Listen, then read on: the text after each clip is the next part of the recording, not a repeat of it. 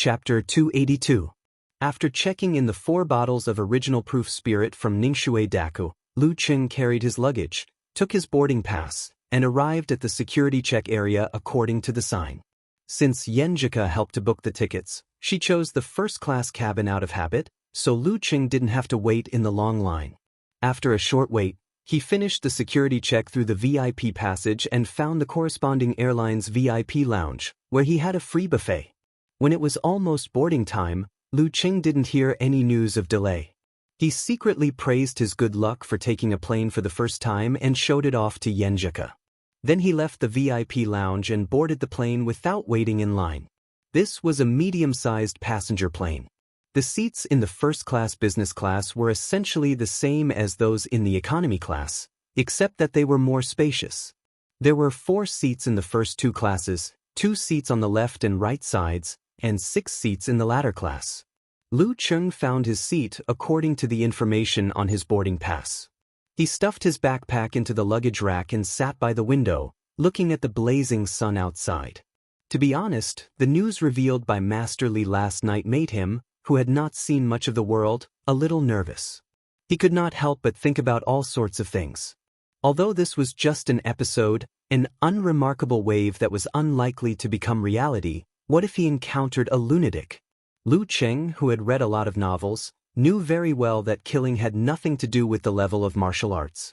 With the right arrangement and plan, even a weak child could kill an adult man.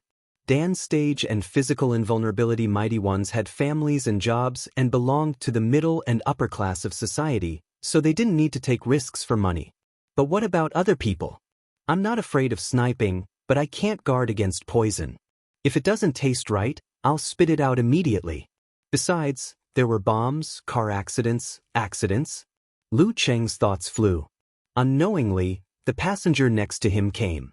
He waited for the plane to taxi, the end of the traffic control, and the climb to the blue sky. According to popular literature, a certain country's intelligence agency was best at silencing people with a plane crash. This was the best way to avoid leaving any clues. Lu Qing's heart tightened. He quickly extinguished the thought in his mind. He took a deep breath and visualized the scene of water turning into ice. He began to recall Coach Yan's guidance. It won't be too exaggerated.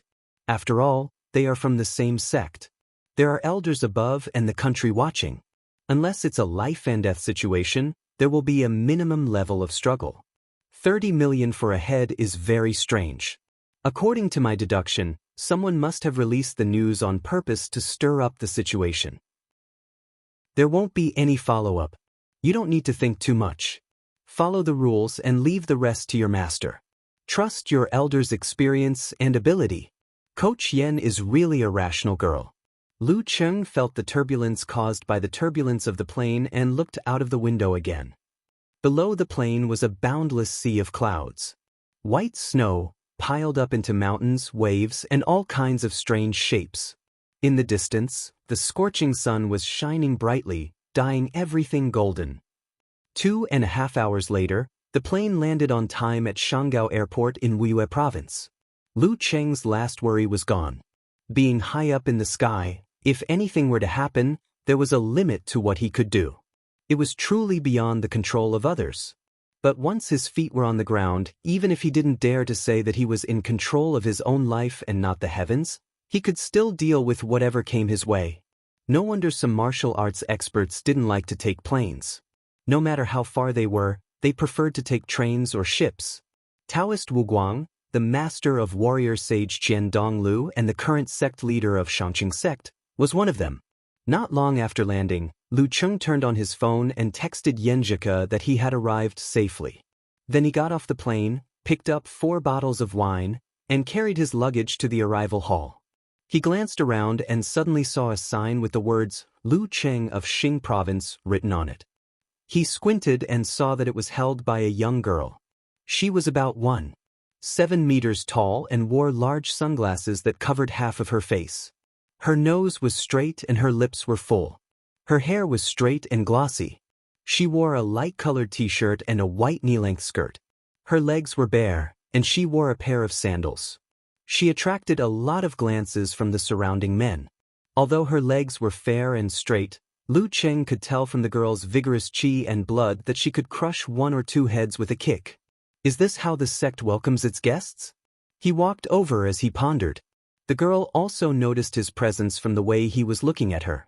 She was stunned at first, then waved her right hand excitedly and shouted in a delicate voice, "Junior uncle! Junior Uncle Lu Cheng! You are—" Lu Cheng came to her side and asked cautiously. The girl didn't take off her sunglasses. She smiled and said, "I'm your martial niece, your cute and pretty martial niece. I was in the sect when I heard you were coming, so I volunteered to pick you up. Let's talk on the way to the parking lot. I'm Mo Jingting. You can call me Jingjing, Tingting, or Jingting." Mo Jingting? Why does this name sound so familiar? Lu Cheng had seen his little fairy act coquettishly. How could he be confused by a few words? He picked up his phone and smiled. "I'll tell my master." "Okay." Mo Jingting put away the tag and stood elegantly. She still didn't take off her sunglasses. "Hello, master. A martial niece named Mo Jingting is waiting for me at the airport." Lu Cheng asked. Geezer sure chuckled. "This girl is not easy to deal with. Tell her to come and pick me up." "Forget it. Give her the phone. I'll tell her myself." Lu Cheng passed the phone to Mo Jingting. "Don't worry, martial uncle. We'll be right there." Mo Jingting said yes for a while, then hung up and returned the phone to Lu Cheng. Lu Cheng followed her to the parking lot after his master had confirmed it. On the way, the girl was quite cheerful and outgoing.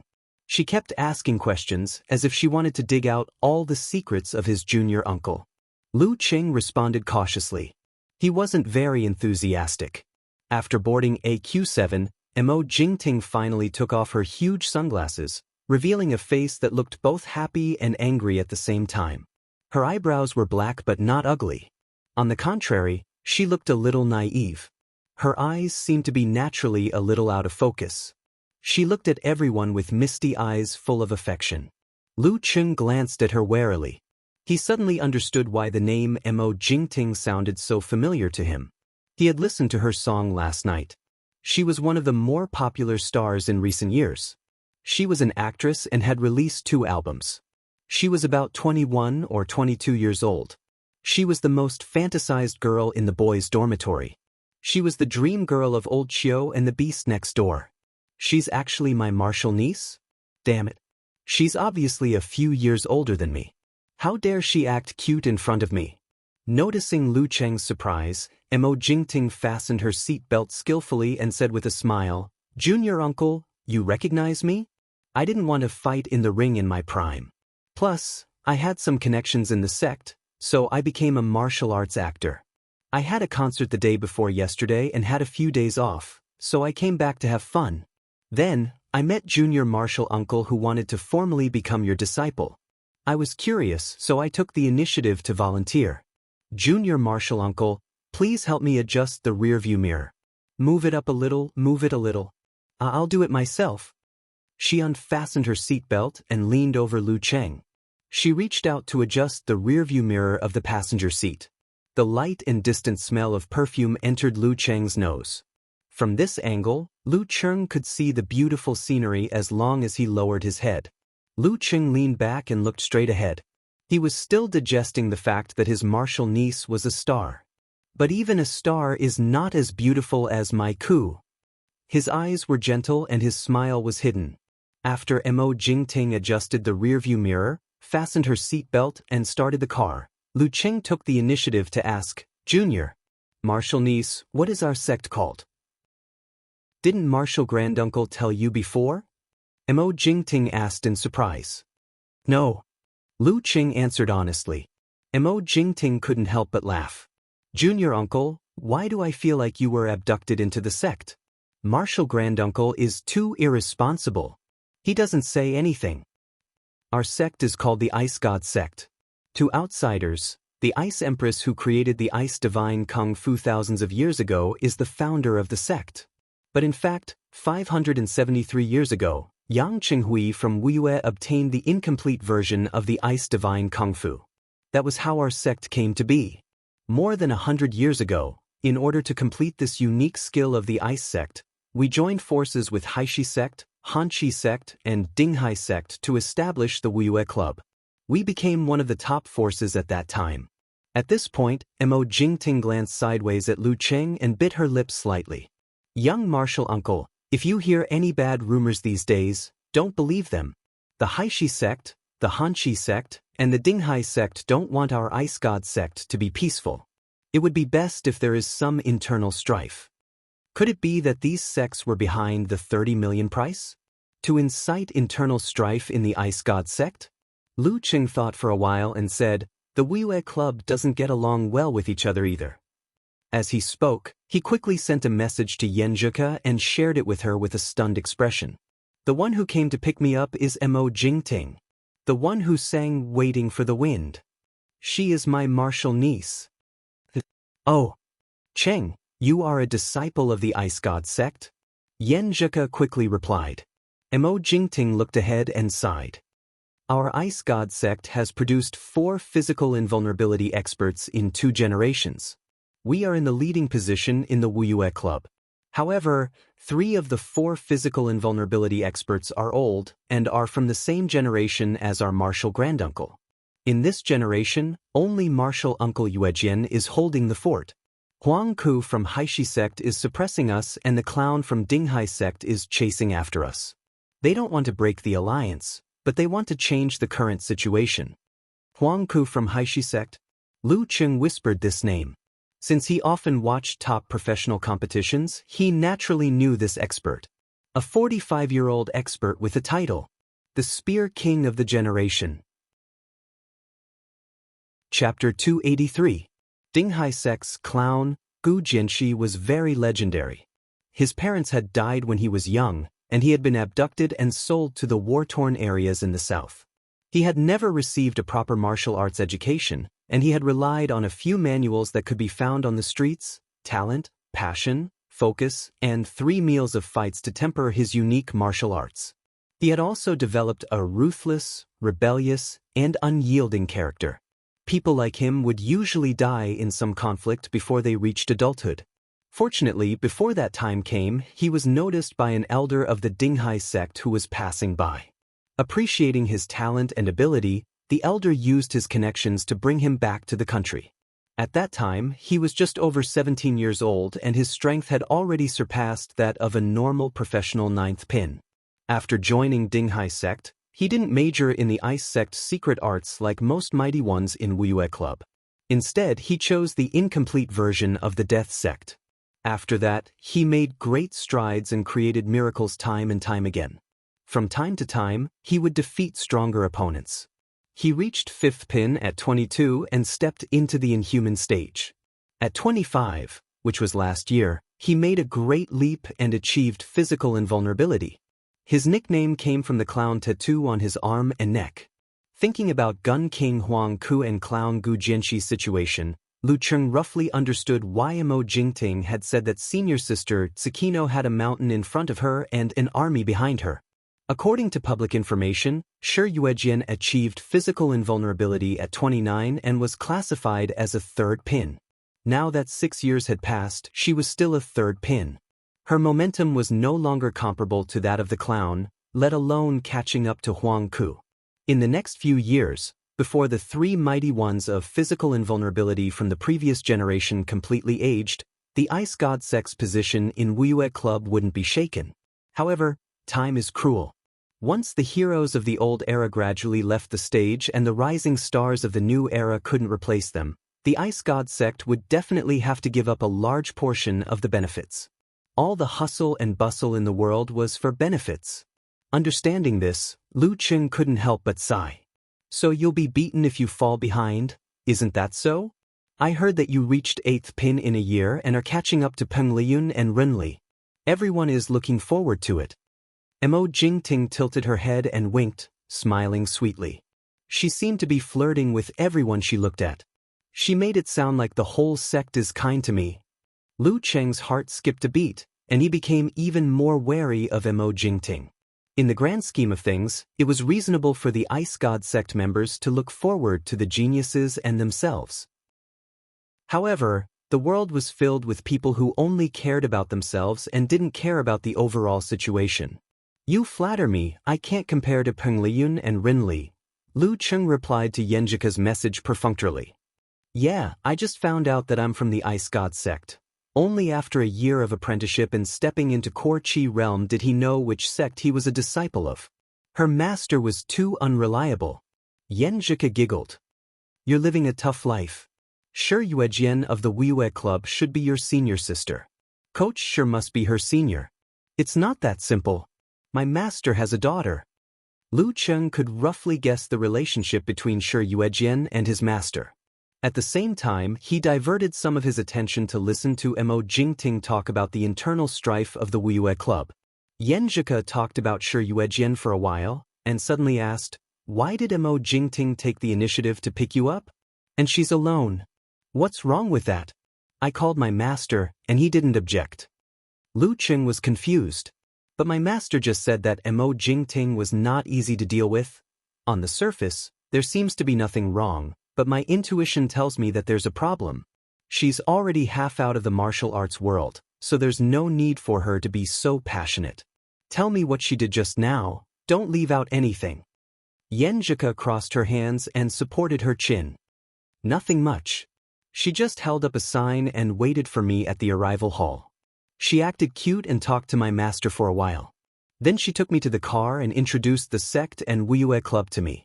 She even asked me to adjust the rearview mirror for her. Lu Cheng typed as he pondered. After a moment of silence, Yenjika sent an emoji of sitting blankly. Silly boy, you were flirted with, huh? Lu Cheng was confused. I can't figure it out. Did she think that you didn't adjust the mirror well enough, so she leaned over and adjusted it herself? Yenjika replied. Yeah, how did you know? What's wrong with that? Lu Cheng was very surprised. Thinking back to the scene where Mo Jingting leaned over and adjusted the rearview mirror, it was a bit ambiguous. Silly boy, her car is of high quality.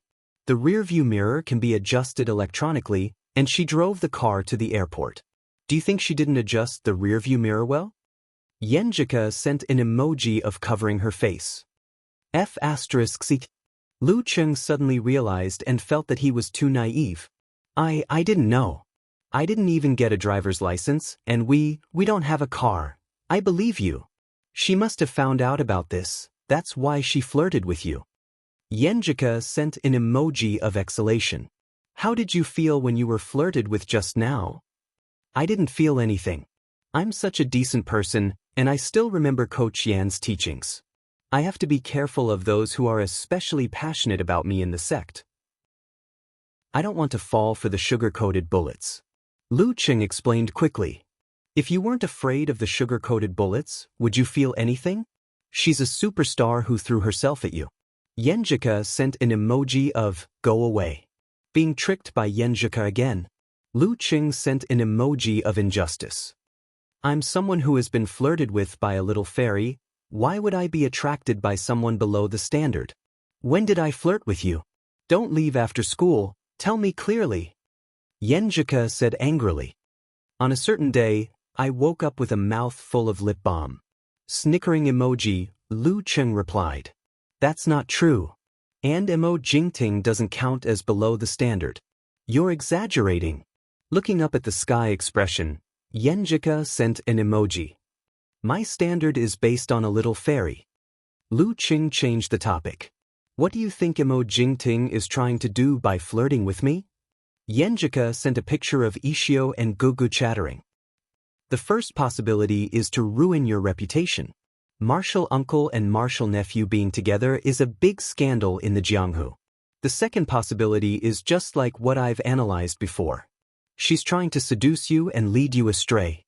Today she'll find you a few celebrities, tomorrow she'll find you a few models, and the next day she'll throw you a feast or something to liven things up. Why are you so detailed?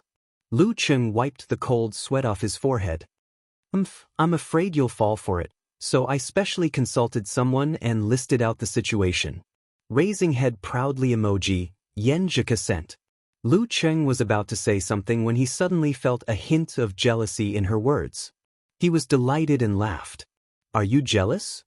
Yenjika, who was always rational, couldn't help but feel jealous when she knew there was nothing going on. No. Yenjika denied firmly. She hurriedly continued. The third possibility is that she's always been able to get the best resources in the entertainment circle because of the Ice God sect and Wuyue Club behind her. She also knows that she's given up on martial arts and probably won't be able to enter the Danchi state in this lifetime. She won't have an important position in the sect. Once her original backing loses its influence, it'll be hard for her to be in the limelight again. It's not strange that she hooked up with you in advance as an investment? Lu Cheng pondered for a while and smiled as he typed on the keyboard. Unfortunately, I only have eyes for my little fairy. Don't be so mushy. Yenjika scolded. Mo Jingting glanced at Lu Cheng and asked in confusion, Young martial uncle, what are you laughing at? I was chatting with my girlfriend. She said that my martial nephew is a superstar. Lu Cheng answered meaningfully. You have a girlfriend? Mo Jingting was stunned. Lu Cheng's smile was obvious and his eyes were gentle. It seems that you like her a lot. Mo Jingting subconsciously asked. Of course. Lu Cheng admitted it without feeling embarrassed at all. Mo Jingting pouted and said, Young martial uncle, I'm so envious of her. At this moment, there was a car in front of them. Mo Jingting stepped on the brakes and let the handbag beside her roll down.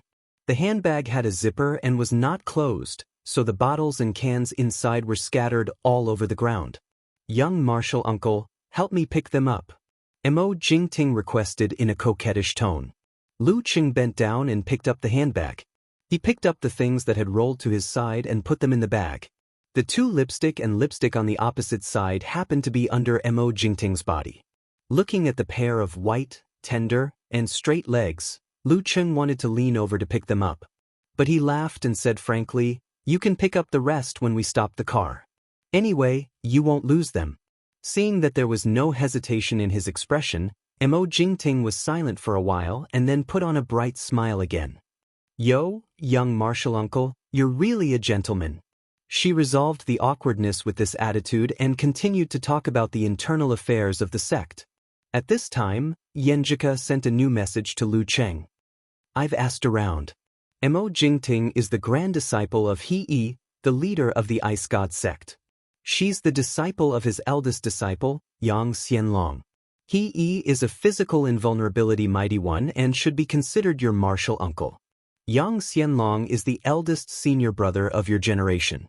He's from the same generation as Spear King, Huang Ku, but he hasn't been able to reach the physical invulnerability mighty one. He's 50 years old now, but he's still a professional fourth pin dan stage. Among his disciples, the most valued one was his second disciple, Ju Tai. He reached the dan stage at the age of 20, but only reached the high pin at the age of 28. Anyway, listen to your master later. If you have any thoughts, tell him honestly. Don't hide anything. Mo Jingting is a disciple of the sect leader. Lu Cheng nodded slightly. At this time, Mo Jingting parked the car by the roadside. There was a villa area nearby. Geezer Sher, wearing an old man's shirt, stood there unsteadily without any image of a mighty one with physical invulnerability. Lu Cheng quickly got out of the car and opened the back door. He handed over the original proof wine that had always been beside him. Master, this is a specialty of our place. Geezer Sher smiled satisfactorily and took the wine before sitting in the car. He opened the bottle and took a sip. This wine is good. You still have some conscience. You still remember to show filial piety to your master. Your disciple's wife is considerate. Lu Cheng answered silently. He didn't sit in the front passenger seat anymore. He sat side by side with his master and was completely relieved. He would listen to his master's instructions from now on. Martial granduncle, the more you live, the more spirited you are. The more you live, the more carefree you are. Mo Jingting smiled and complimented.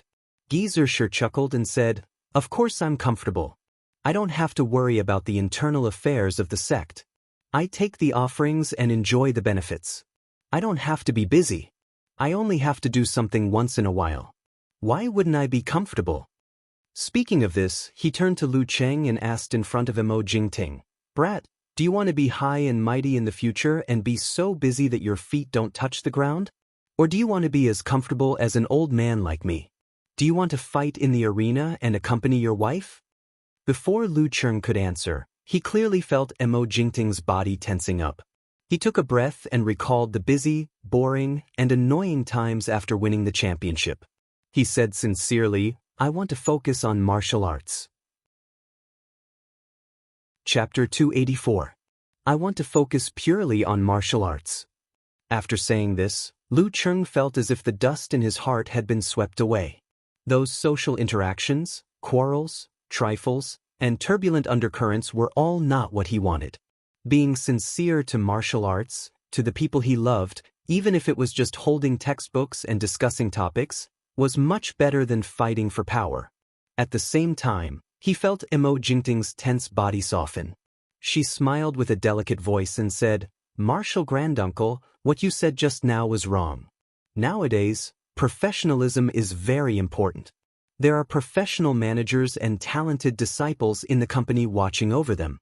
The sect leader is just a general manager and a supervisor. How can he be so busy? He's also very free and leisurely." What does she mean? Which side is Mo Jingting on? What is she thinking? Or is she just saying it casually to diffuse the awkwardness? Lu Cheng was stunned. He was puzzled by the words of the sect leader's martial niece. Compared to her, his social experience was indeed too shallow. "You little girl, you can't even hear a word of truth from your mouth. How many companies have the sect developed until now? How many industries are involved? Just the supervision alone is enough to give me a headache. Besides, this is not the only thing. Within the sect, within the alliance, and in the Jianghu, there are many traps that need to be kept alert." Geezer sure snorted. He looked as if he had eaten more salt than she had eaten rice. These can also be assisted by people who are good at them. The sect leader is very leisurely.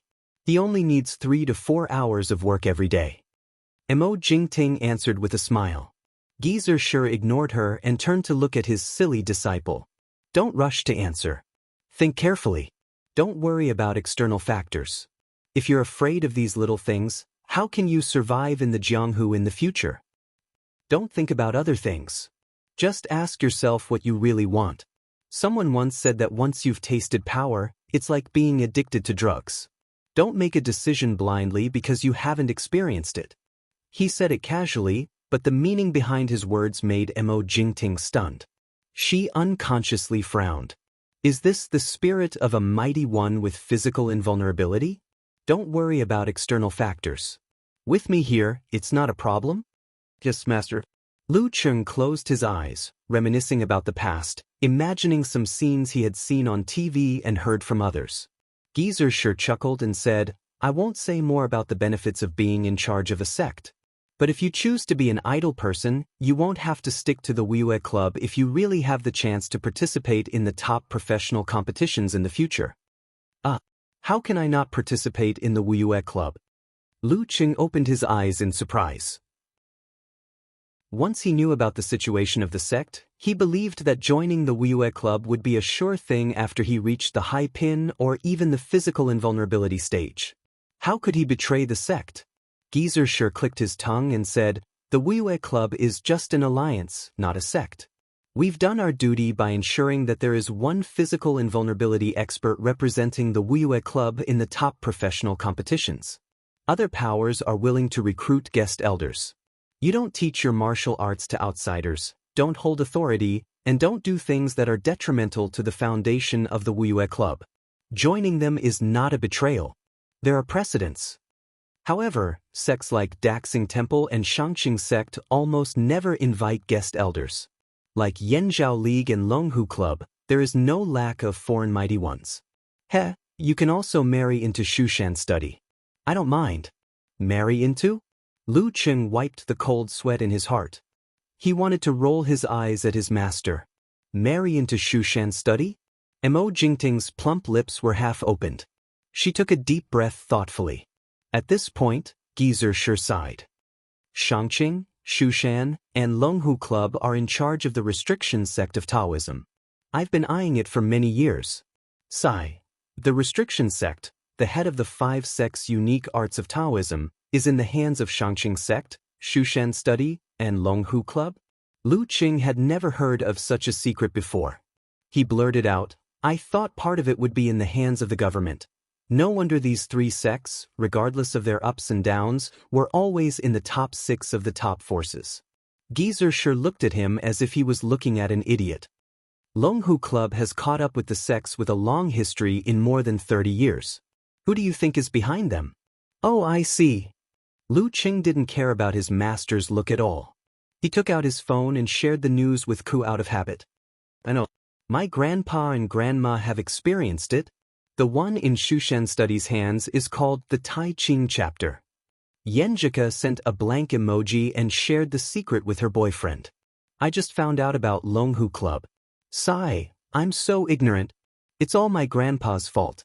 They rarely talk about this." "Same. My master looked at me like I was an idiot just now." Lu Cheng complained to his girlfriend. "You are an idiot, Idiot Cheng. You don't even know you're being flirted with." Yenjika snorted. "It means I'm simple and honest. I only have my little fairy in my heart." Lu Qing said affectionately.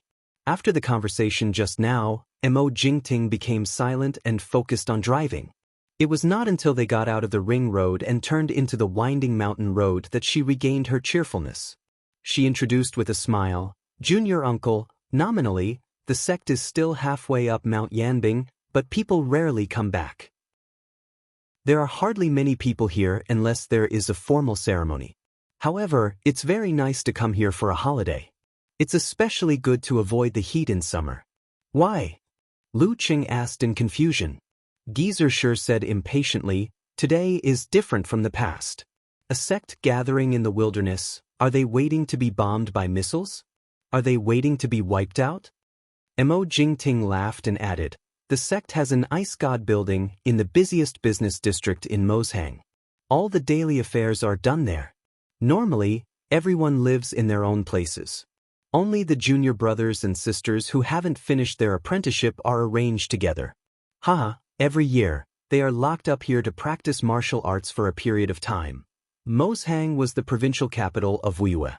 While listening to the introduction, Lu Cheng was also reading the information provided by his little fairy, such as the famous disciples and their respective masters. When they were halfway up the mountain, he had a preliminary but relatively complete understanding of the ice god sect. He, Shinguetian, and his master, who was not well known, were the previous generation's 3 physical invulnerability elders. There were still a few Dan stage experts of the same generation, but their physical condition was much worse. There was no need for them to not fight. In his generation, there was senior sister Yuejian, a physical invulnerability expert. There were also 4 high-ranked Dan stage senior brothers and sisters who were in charge of different affairs in the sect, assisting the sect leader. There were also a dozen Dan stage peers who were basically managing the sect's businesses. In the next generation, the oldest was only in his 30s. Including Zhu Tai, there were 2 high-ranked ones and 10 low-ranked ones. Some entered the Wiyue Club to train with the physical invulnerability mighty ones, and some participated in professional competitions at other levels. One of the Wiyue Club's sects had more than 30 Dan stage experts, which showed how terrifying the top forces were. The Shangqing sect alone probably had more Dan stage experts than the whole Xing province. In the next generation, there were not many disciples, and most of them were underage. "We're here," Mo Jingting announced in a light tone and parked the car outside the mountain gate. The nearby pine forest was like a sea, and the sound of waves brought a refreshing feeling in the hot summer. The mountain gate was carved out of a huge stone, ancient and simple, with the words, "Ice God Sect," written on it. "Let's go meet your sect leader uncle first. You'll officially become his disciple tomorrow." Geezer sure got out of the car leisurely. "Okay." Lu Qing followed obediently. Mo Jingting unbuckled her seatbelt, leaned over to the window, and said with a smile, "Junior uncle, let's add each other on WeChat. We'll be fellow disciples in the future. My poor junior nephew will have to rely on you to take care of him. I don't use WeChat." Lu Qing declined politely. He had applied for WeChat, but no one around him used it, so he was too lazy to do it himself. Mo Jingting curled her lips and showed an aggrieved expression. She sat up straight and drove the car to the parking place. Geezer stood beside them and quietly watched their conversation. Then, he clicked his tongue and said, "This girl is so cunning." When she was still in the sect, she made a bunch of senior brothers fall head over heels in love with her.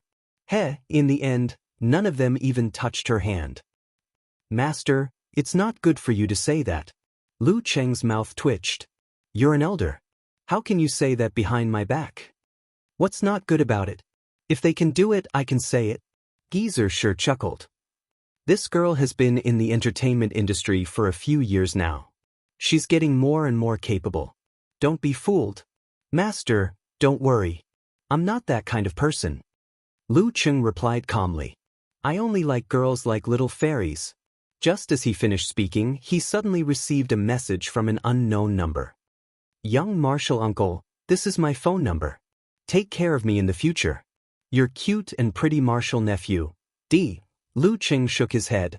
He only felt that this guy was a little annoying, so he casually saved the name Marshal nephew. Geezer didn't say anything else. He led Lu Cheng through the halls and rooms, past the patrolling disciples, and arrived at the place where the plaque Ice Queen Pavilion was hung. "Have you thought about what happened before?" Geezer stopped here and asked again. He didn't hide his voice. "Master, my answer is still the same. I want to focus on martial arts." Lu Cheng answered seriously. With strength, there would naturally be corresponding benefits. There was no need to scheme and fight for power. Wouldn't it be better to live a simple and leisurely life? "Okay, let's go in." Geezer led his disciple, pushed open the door, and walked in. Inside, an old man with sparse white hair was standing behind the desk. His cheeks were sagging, and the wrinkles at the corners of his eyes were deep. At this moment, he smiled and greeted them. "Zhengwo, is this Lu Cheng?" "Zhengwo? Sure, Zhengwo? This is Master's name?" Lu Cheng suddenly felt like laughing. Considering Master's age, this name is really unique. It just lacks the feeling of a master of a generation. The master of a generation, sure Zhengwo? Geezer glared at his disciple. "Yes, senior brother sect leader, this is my useless disciple." Chapter 285. He, the head of the Ice God sect, burst into laughter. "If he is a good-for-nothing, what about the other disciples?" Lu Cheng took a step forward while the two elders were talking and said respectfully, "Nice to meet you, Marshal Uncle sect leader." "Good." The wrinkles at the corners of Heyi's eyes unfolded layer by layer. "I've seen your last two matches. You've reached more than level 8 in 1 year. You've even reached level 7. In the history of our Ice God sect, you're already very rare." "Well, Marshal Uncle sect leader seems to be more cultured than Master," Lu Cheng said with a smile. "I can't reach professional 7th pin in a year, so I don't plan to attend the ranking event in October. I plan to attend it in April next year." The reason why he was able to defeat Zhang Zhutong and Han Zhifei was mainly because he didn't show his true strength in the beginning, causing his opponents to misjudge him. With a bit of luck and a bit of quick-wittedness, he barely managed to win the youth tournament. Through these two matches, others could basically figure out his general situation. In this case, if he attended the ranking event of professional 7th pin in October, he would have less than a 50% chance of winning.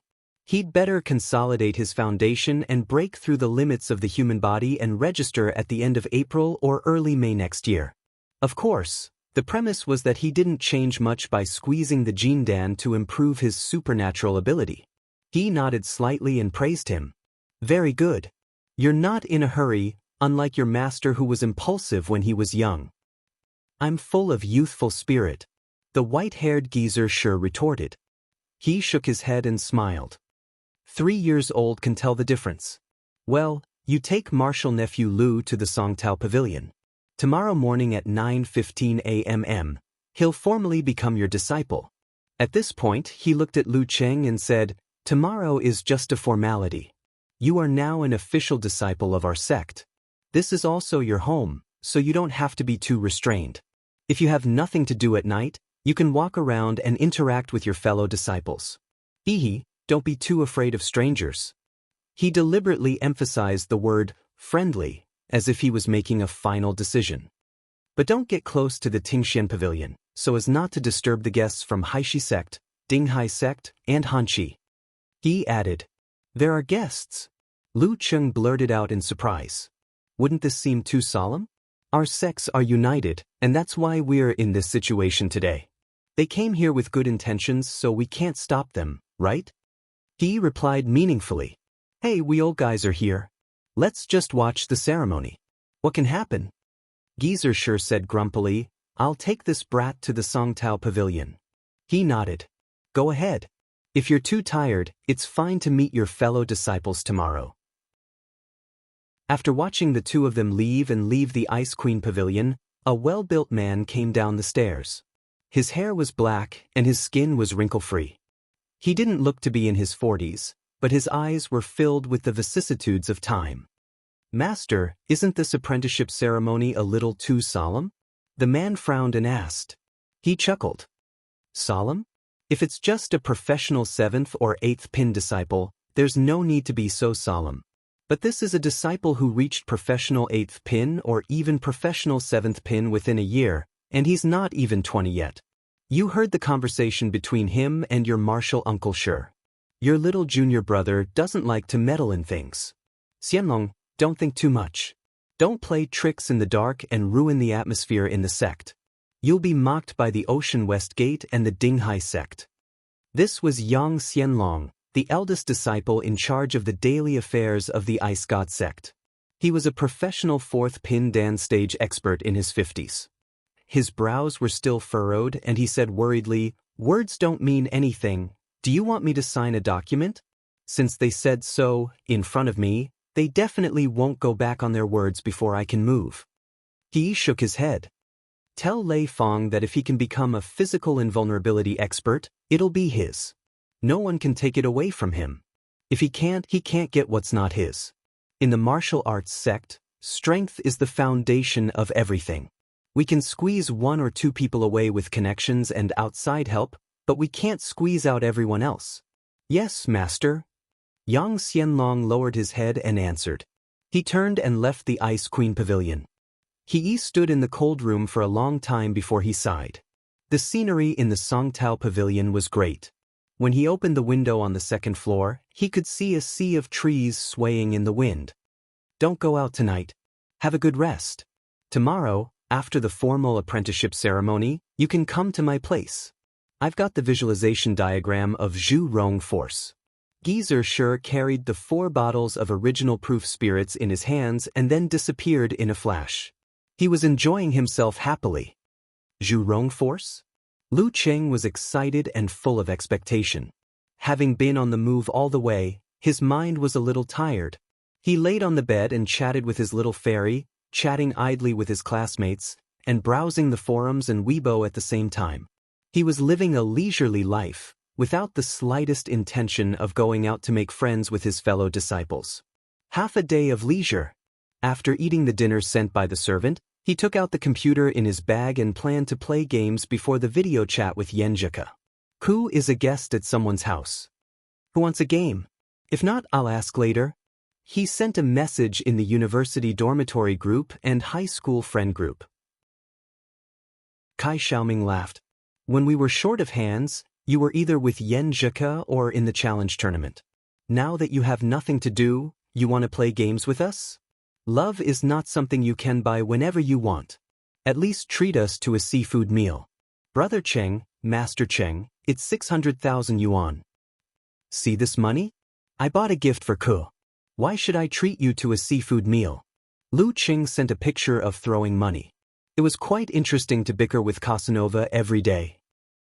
You're getting more and more disgusting. How dare you call yourself Ku?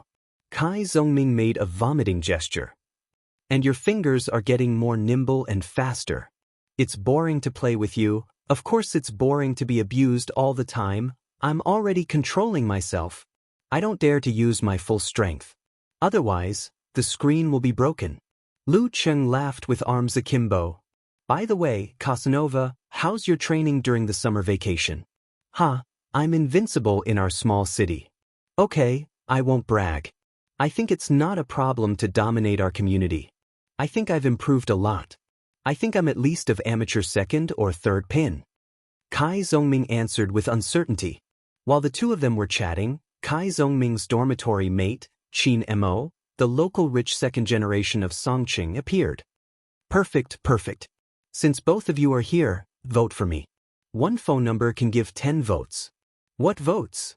Lu Qing asked casually. A selection. Vote for my Jingting. Qin Mo sent a link. It was a vote for Mo Jingting in a music show. F***CK. Why didn't I see that a beast like you would chase after stars? Every time they talked about this, Kai Zhongming would make a sarcastic remark to show his true colors. Qin Mo replied with a bleak expression. Everyone has a white moonlight in their heart. I just happened to be hit by her. F***CK off. Jingting is mine. Old Xiao also showed up and played the part. Zhao Chang, the scholar, sighed helplessly. It's the nth degree season again. We can only help a little. Lu Qing couldn't help but twitch his mouth when he saw everyone making a racket. In the past, I quite liked Mo Jingting's TV shows and songs. But now, she doesn't seem to match her image at all.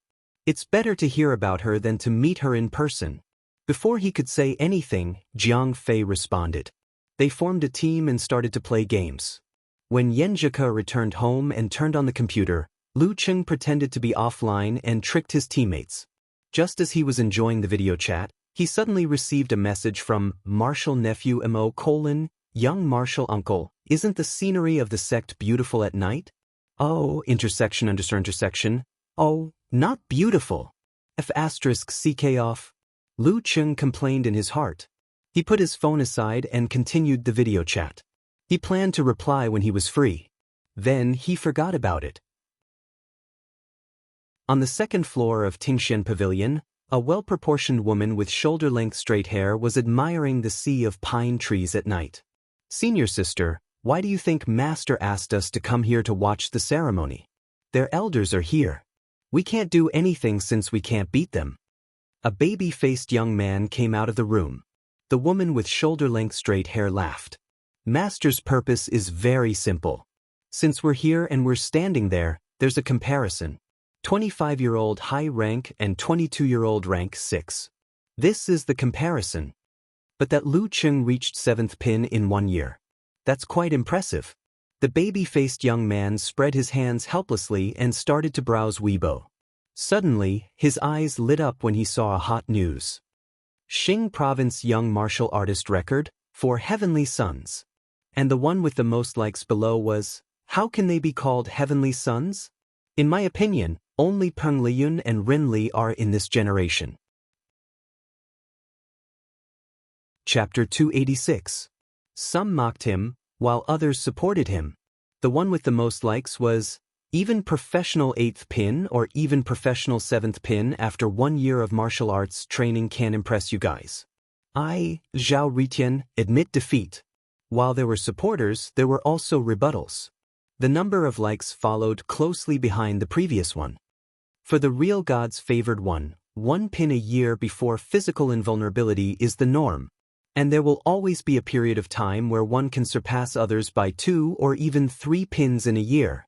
Lu Qing has only shown his momentum and potential for now. He hasn't shown his ability to stand shoulder to shoulder with Peng Liyun and Rin Li. So what if he's only been practicing martial arts for 1 year?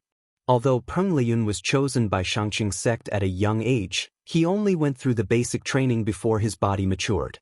He started to practice when he was about 16 or 17 years old. And he was already professional 8th pin dan stage in his early 18 years.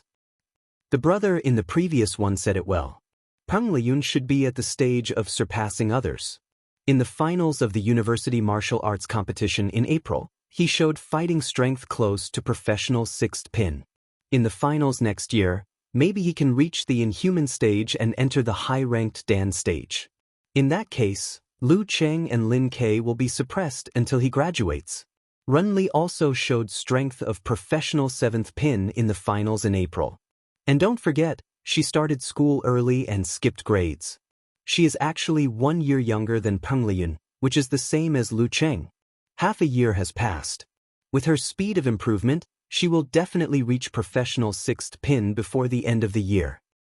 Can you not use exclamation marks so much? Can't you speak properly? I, Yiliangchen, am not convinced. Under these replies, there was a repost and comment by a famous internet celebrity. The name of this famous internet celebrity was Superstitious Thoughts Are Not Allowed and famous commentator He Xiaowei. He wrote a long post on Weibo at great length. I won't participate in the debate. I'll just talk about the 4 heavenly sons in my mind. According to the standard of Xing Province Youth Tournament, martial artists under the age of 26, Mr. Clown, I'm sorry. Don't look at me like that. I'll have nightmares. You're just 1 year older than me. First of all, it's a non-human creature.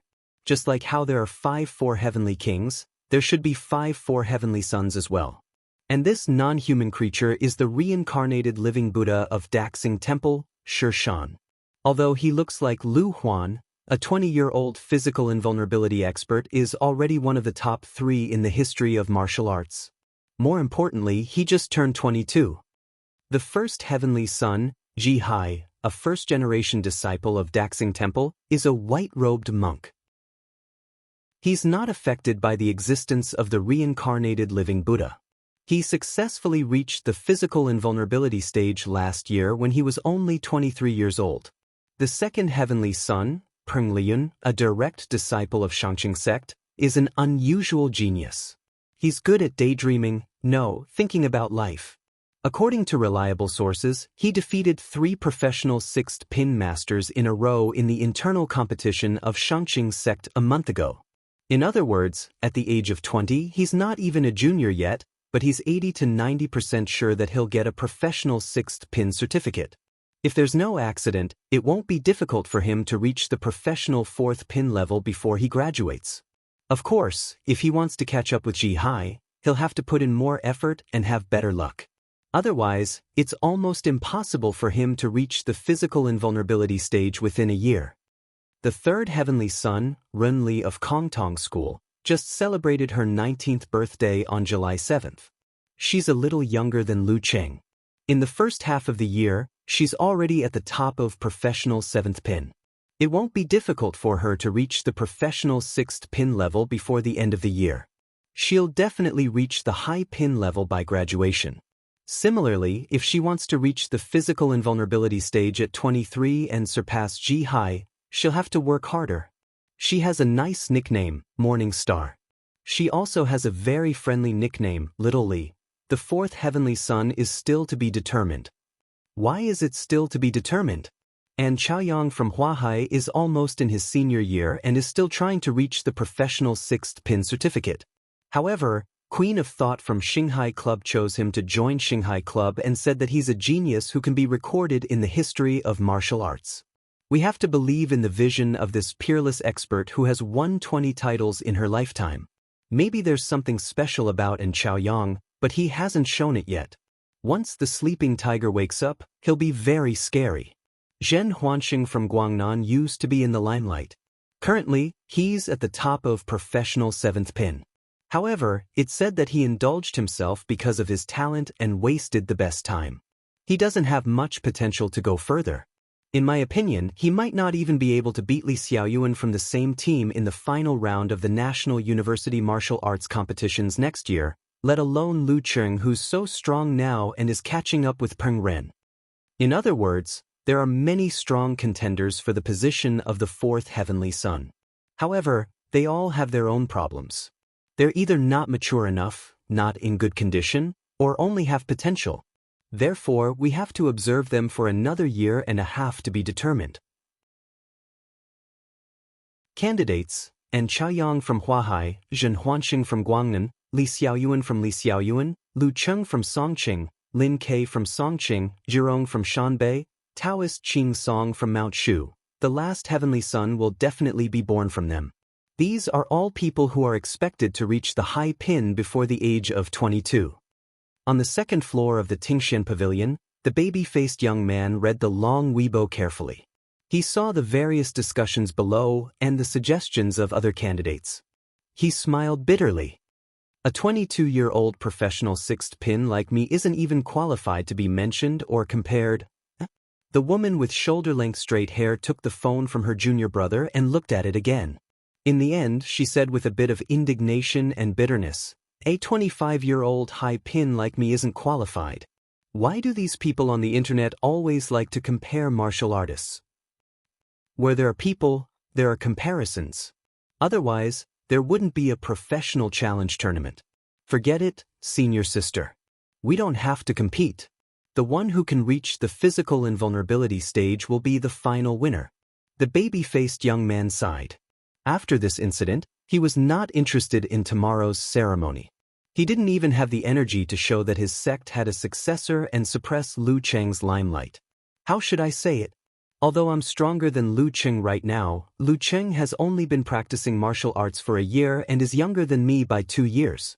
More importantly, Lu Cheng is qualified to be compared with Peng Liyun and Rin Li. My name won't appear on such an occasion at all. Who is the one suppressing whom? I hope Lei Fang and the others can make some trouble tomorrow. The woman with shoulder-length straight hair also lost interest. In the Songtao Pavilion, Lu Cheng was having a video call with Yenjika. The girl had taken a shower and changed into a nightgown. Her bare skin was whiter than snow. Her cheeks were rosy and tender. He wished he had the supernatural ability to transform into electric waves and crawl out of his girlfriend's computer screen through optical fibers. Then, he would hug her tightly and kiss her fiercely. Why is it more and more like a horror movie? Lu Cheng stopped thinking about it and continued to talk to Yenjika about his master's question. This is good. I don't need to socialize too much and I don't need to worry about too many things. My status is also very high. This is the status I dream of. Yenjika said with sparkling eyes. She agreed with her boyfriend's choice very much.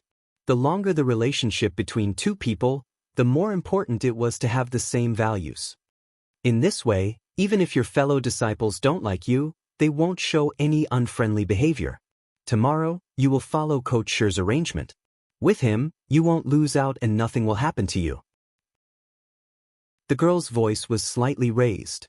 She was in a good mood. At this moment, her phone rang. Yenjika opened it and blurted out, "Cheng, Shuang said that the preview of the recording of the 4 Heavenly Sons was posted on Weibo." Really? Let me have a look. Lu Cheng picked up the phone and unlocked the screen. He realized that he had forgotten to reply to Mo Jingting's message. Forget it. It's been so long. There's no need to reply. He thought in an open-minded manner. He lowered his head and browsed the comments. His actions were in sync with Yenjika's. After reading for a while, Yenjika raised her head and opened her mouth. She asked worriedly, "Cheng, don't mind what those keyboard warriors said. You haven't been practicing martial arts for long. You can't change some people's deep-rooted ideas. Look, my cousin is such a proud person. After watching your experience in the youth tournament, he was stimulated and trained harder. I'm not angry. Just a little bit. In fact, I'm quite happy." Lu Cheng's expression was not clouded. He smiled gently and peacefully. Yenjika blinked her eyes. Lu Cheng smiled slightly. Think about it. Half a year ago, I wasn't even qualified to be compared with Ren Li and Peng Lun. Now, I'm placed next to their names. What's there to be dissatisfied and unhappy about? Besides, there's only motivation when there's a goal. His words made Yenjika's eyes light up. She secretly sighed with emotion. Unknowingly, Cheng had grown to such a level. Not only in martial arts, but also in many other aspects. Thinking back to last year, it really felt like a long time. The next morning, Lu Cheng got up on time and practiced outside the Songtao Pavilion even though he was going to formally become a disciple in the morning. When it was almost 7 o'clock, from the corner of his eye, he saw Mo Jingting in a dark blue martial arts suit running towards him. He heard her greeting him in high spirits. "Good morning, junior martial uncle. You're also used to morning exercises. What a coincidence." She didn't mention the text message last night. "Morning." Lu Cheng didn't respond and focused on his own practice. As for Mo Jingting's attitude, he specifically asked his little fairy last night. According to Yenjika, after he expressed his attitude to the sect leader, she still wanted to come over. There was only one truth. That was, she wanted to make some emotional investment in her junior uncle, who had great potential and a bright future. It was best to make their relationship more ambiguous so that in the future, she could use his power to intimidate others. This was a common tactic used by many women in the entertainment circle. Seeing Lu Cheng's indifference, Mo Jingting carefully followed the rules. She didn't watch her junior uncle practice and ran away from the Songtao pavilion. The farther she went, the less smile she had on her face. She secretly gritted her teeth, took out her phone, and changed junior uncle to impotence in the contact list. After thinking for a while, she changed it to monk. At 9 o'clock in the morning, Lu Cheng took a bath and burned incense. He changed into the dark blue martial arts suit of the Ice God sect and followed 2 reception disciples through several buildings to the outside of the Ice God Palace. In the main hall, there were 2 statues in the front. One was the nominal founder of the Ice God sect, Ice Queen, and the other was the actual founder of the Ice God sect, Endless Ice Yang Qinghui. Beside the 2 statues were memorial tablets, which were the ancestors of the Ice God sect. In front of the incense table, on the left stood the head of the sect, He, and on the right stood Lu Cheng's master, Shi Jiangwo. In order, first were the elders, then the disciples, and finally the guests. Just by setting up such a formation, a solemn and serene atmosphere was created. Chapter 287. Standing outside the hall, Lu Cheng scanned the faces and matched them with the photos Yan Zhike found. At the front of the elders, the short and strong middle-aged man was Shen Guotian, one of the 3 elders of physical invulnerability. He seemed to take better care of himself than the sect leader and Lu Cheng's master. That strong man with black hair without any wrinkles should be the eldest martial brother of this generation, Yang Xianlong. He was the one with real power in the Ice God sect. When martial uncle He Yi's energy was gradually declining, he was almost the acting sect master. The only woman with a seat other than the elders was definitely Lu Cheng's senior sister, Shi Yuejin. She had thick eyebrows, big eyes, and a gentle temperament. Although she was in her 30s, she looked like she was in her mid-20s. Sensing Lu Cheng's gaze, she looked back and nodded with a smile. Among the next generation of disciples, Yang Xianlong's second disciple, Zhu Tai, was at the front on the right. He was a 29-year-old 5th pin mighty one. If he were in the martial arts circle or in Xing province, where martial arts were not very prosperous, he would definitely be the center of attention. However, he was wearing full-frame black-rimmed glasses, which made him look unusually quiet. Lu Cheng found that his glasses had no degree at all.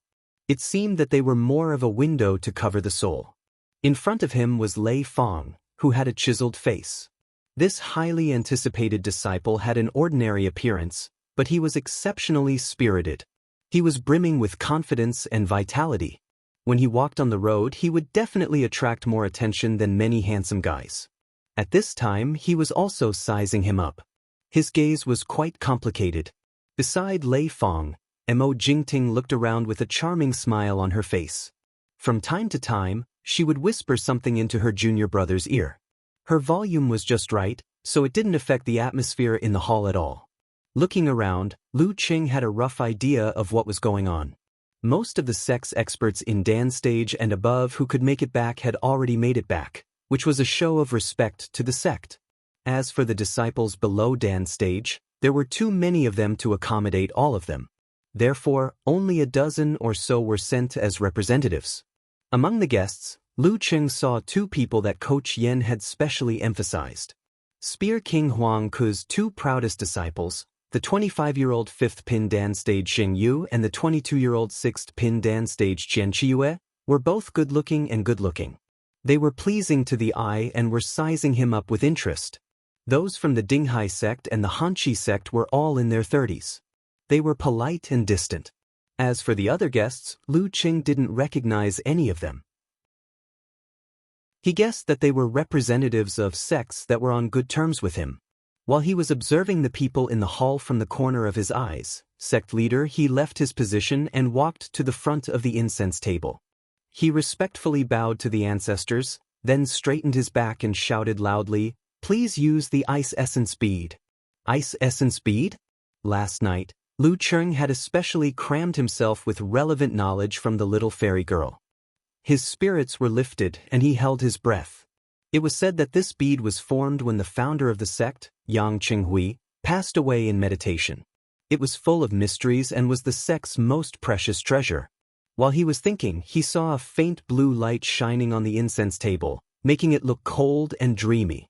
He took out a translucent bead the size of half a fist from his secret compartment under the statue.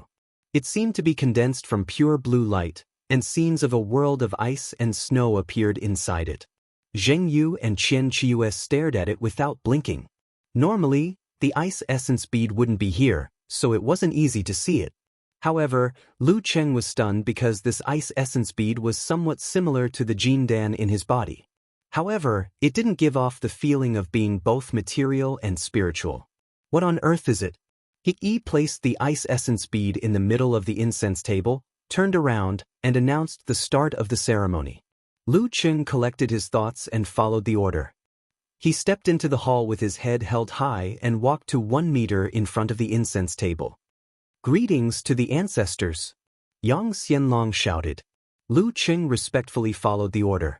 He first kowtowed 3 times and then lit 3 incense sticks. During this process, he was a little nervous. According to the development of some novels, the Jindan in his body might trigger the ice essence bead and create a strange phenomenon that would shock everyone and slap them in the face.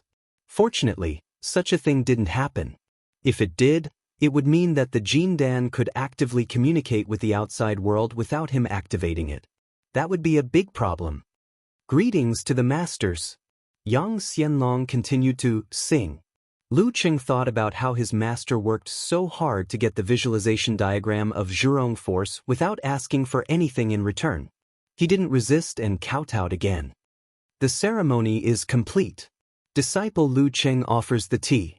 After shouting, Yang Xianlong took a step back and returned to the line. Lu Cheng picked up the tea from the hands of the martial nephew beside him and offered it to Gizershur with both hands. When the tea entered the range of the blue light of the ice essence bead, the temperature dropped rapidly and a thin layer of ice appeared on the surface of the water. Gizershur took the tea and took a sip.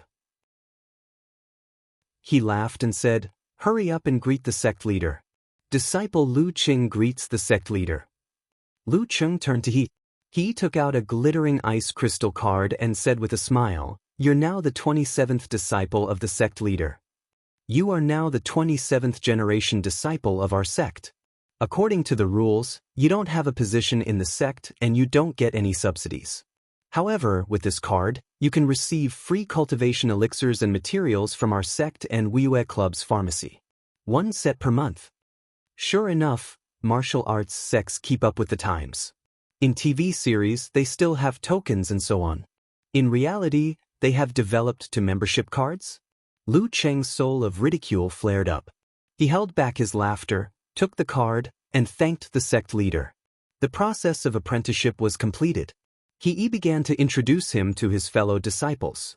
Zheng Yu and Qian Qiuyue, who were watching the ceremony, looked at Lei Fong as if they were waiting for a good show. However, what surprised them was that Lei Fong, who was always headstrong and arrogant, was so well behaved that he didn't even make a verbal attack. On the contrary, Mo Jingting kept smiling and seemed to be very familiar with Lu Cheng. Just as they were wondering what happened behind the scenes, Gizershur coughed twice and said, "Brat, let's go." "Let's go." Lu Cheng let out an and looked at his master in surprise. He just finished introducing his fellow disciples. Wasn't there supposed to be an apprenticeship ceremony? You have already paid your respects to the ancestral master and your fellow disciples. Why are you still here? Gizershur didn't say more. He walked out of the hall with his hands behind his back. At this time, the sun outside dimmed and lead clouds gathered. A cold wind blew between heaven and earth, covering all the characteristics of summer. Zheng Yu and Qian Qiuyue turned to look at Shi Jiangwo.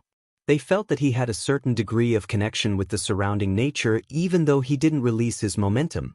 The wind blew harder into the hall, making Lu Cheng shiver. Following his master's order and Ko Qian's advice, he turned around and walked out of the hall, catching up with Gizershur who was walking slowly forward. "Today, I'm following my master. I'll do whatever he says. Even if the sky falls, there's a tall one to hold it up. Shi Yuejian frowned and sighed helplessly. She took a step forward and followed him. The wind whistled and white snowflakes gathered and floated down. Jing Yu reached out her hand and caught one. She felt a slight chill and saw real snowflakes. The snow was falling more and more fiercely. The trees were white and the earth was old. The snow piled up on the roofs of houses and covered the entire ice god sect. At the beginning of August, it was the height of summer. Even if it was cool halfway up the mountain, it was only relatively cool. But now, at this moment, here, it was freezing cold and there was a violent snowstorm. Qian Qiue stared blankly as if he was in a dream. But the coldness on his face and the snow in his hands were so real. He looked at his senior sister next to him in shock and saw the same shock in Jing Yu's eyes. Even his own master couldn't do this. Mo Jingting, Lei Fong, and the others froze and shivered involuntarily. They suddenly thought of a rumor in the sect. Senior granduncle was one of the few strong masters and had a chance to enter the forbidden area. Unfortunately, is this the horror of his full strength? Lu Cheng looked around and was also shocked. Stepping on the squeaking snow, he followed his master and senior sister out of the sect in the vast expanse of snow. The world was white and so clean. He stood there and looked at the scene in a daze. Suddenly, he understood what his junior brother wanted to say. It's not that he couldn't fight, but he didn't want to and disdained to fight. Chapter 288. Born in the South, Lu Cheng grew up in the South and studied in the South. In the first 19 years of his life, Lu Cheng had only seen snow a few times. It was not until he went to Yanling for the Warrior Sage Challenge tournament that he realized what a world of ice and snow and a sky full of goose feathers meant. However, compared to the current scene, the memory of that time paled in comparison. In just over a minute, at least 5 centimeters of snow had accumulated under his feet. Once he stepped on it, his footprints would appear and squeak. He was surrounded by a vast expanse of white. Except for the snow and the wind, he could barely see more than a few meters away. He subconsciously wanted to say something, but as soon as he opened his mouth, the cold wind poured in and the snow filled his mouth. His words were forcibly stopped. Practicing martial arts to such a level, he was really a living immortal. No wonder masters said that many ancient myths and legends originated from the deeds of tyrannical martial artists. I don't know when I can have such strength. As these thoughts flashed through his mind, he followed his master and senior sister and walked out of the sect in the snow-white and clean world. He came to a nearby parking lot and saw cars covered in thick frost. Shi Yuejian raised her right hand and waved it forward, making the wind stronger. It whistled and blew her car clean. It was a beautiful 4-seater sedan with a brand that Lu Cheng didn't recognize. She opened the back door and watched her father get in. Then she said angrily, "If you want to cough, just cough it out." Geezer sure smiled and wanted to say something, but what came out of his mouth was a series of violent coughs. He was hoarse, which made Lu Cheng's scalp numb and full of worry. At the same time, he felt that the mood of endless wind and snow was interrupted. The fluttering goose feathers began to slow down and become fewer and fewer. Senior sister, is Master okay?" He blurted out. Shi Yuejian took a breath and sighed faintly. "He won't die yet." Speaking of this, she showed a soft and helpless smile. "Your master is the most prideful. His body is already in such a state, but he still made such a big scene. He has plenty of ways to protect you." Cough, cough, I'm fine. I am not as stupid as your junior brother. I secretly, borrowed a little, of the power of the ice essence bead. Geezer sure defended himself stubbornly. He seemed to have recovered. Lu Cheng heaved a sigh of relief. "Master, it's good that you've recovered. Take a rest first. I'll be right there."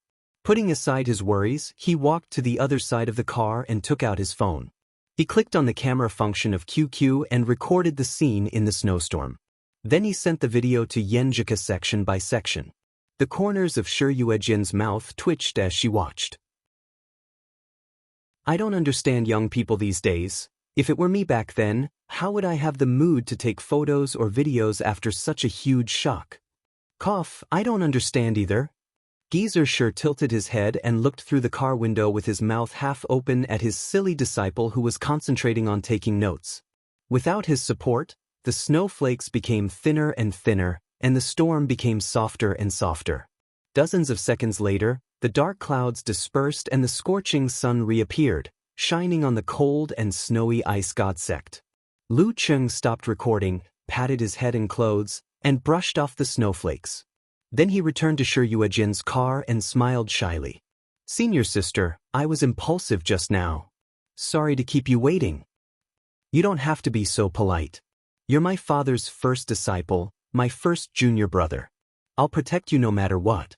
It's not good to be so distant. Just treat me as your sister.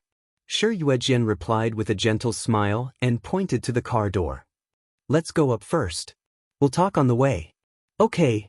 Lu Cheng was influenced by her attitude and his tone became lighter. He sat beside his master and closed the door. Shi Yuejian started the car and drove to the mountain road. It took less than 4 minutes from the gathering of the dark clouds to the clearing of the snow. At this time, in a black car, a man who was addicted to playing with his phone raised his head and shook his neck to relax his cervical vertebrae. Suddenly, his line of sight froze on the snow-white ground and trees outside. What's this? The man subconsciously unbuckled his seatbelt, opened the door and walked out. He found that his beloved car was also covered in a thick layer of snow. A few children who came out of nowhere were happily piling strange snow dolls on the front of the car. The man picked up his phone and dialed a number. Hello, wife, what's the date today? What month is it? Why the hell am I so confused? In the Ice God Palace, the guests looked at each other and didn't say anything for a long time. Zheng Yu seized the last moment to take a photo and record it. She then sent it to her master's email. Then she walked out of the hall and found a secluded place. Under Qian Chiyue's watchful eyes, she made a call. A deep and magnetic voice came out. What happened in the Ice God sect? If there wasn't anything important, the two mature disciples wouldn't have specially called. Master, please check your inbox. I recorded a video and took a picture. Even Elder Shi Zhengwo of the Ice God sect showed his power to us and his disciples. Zheng Yu hadn't completely calmed down yet, so her words were a little messy. Spear King Huang didn't ask more. He said in a deep voice, Good, I'm beside the computer. Although he was in his 40s, he still had to learn how to operate a computer when he started to need it in every aspect of his life. Hearing the click of the mouse, Zheng Yu patiently waited for her master's comment. After a while, after an inexplicable silence, Huang Ku said in a low voice, The rumors were true. In the quiet sedan car, Lu Cheng suddenly heard breathing that sounded like snoring. He quickly turned his head and found that his master had fallen asleep. He seemed very tired. Senior sister, is master's health not good? Lu Cheng asked in a low voice. He knew that Shi Yuejian could hear him clearly. Shi Yuejian smiled bitterly. You could say that it's not good. Otherwise, why would I restrict a physical invulnerability expert from drinking? But sometimes, when I think about how old he is and how his body is in this state, if he still has to give up his hobby, it would be meaningless for him to live. So, I just turn a blind eye? She rambled on for a long time before adding, My dad is only 3 years older than your headmaster.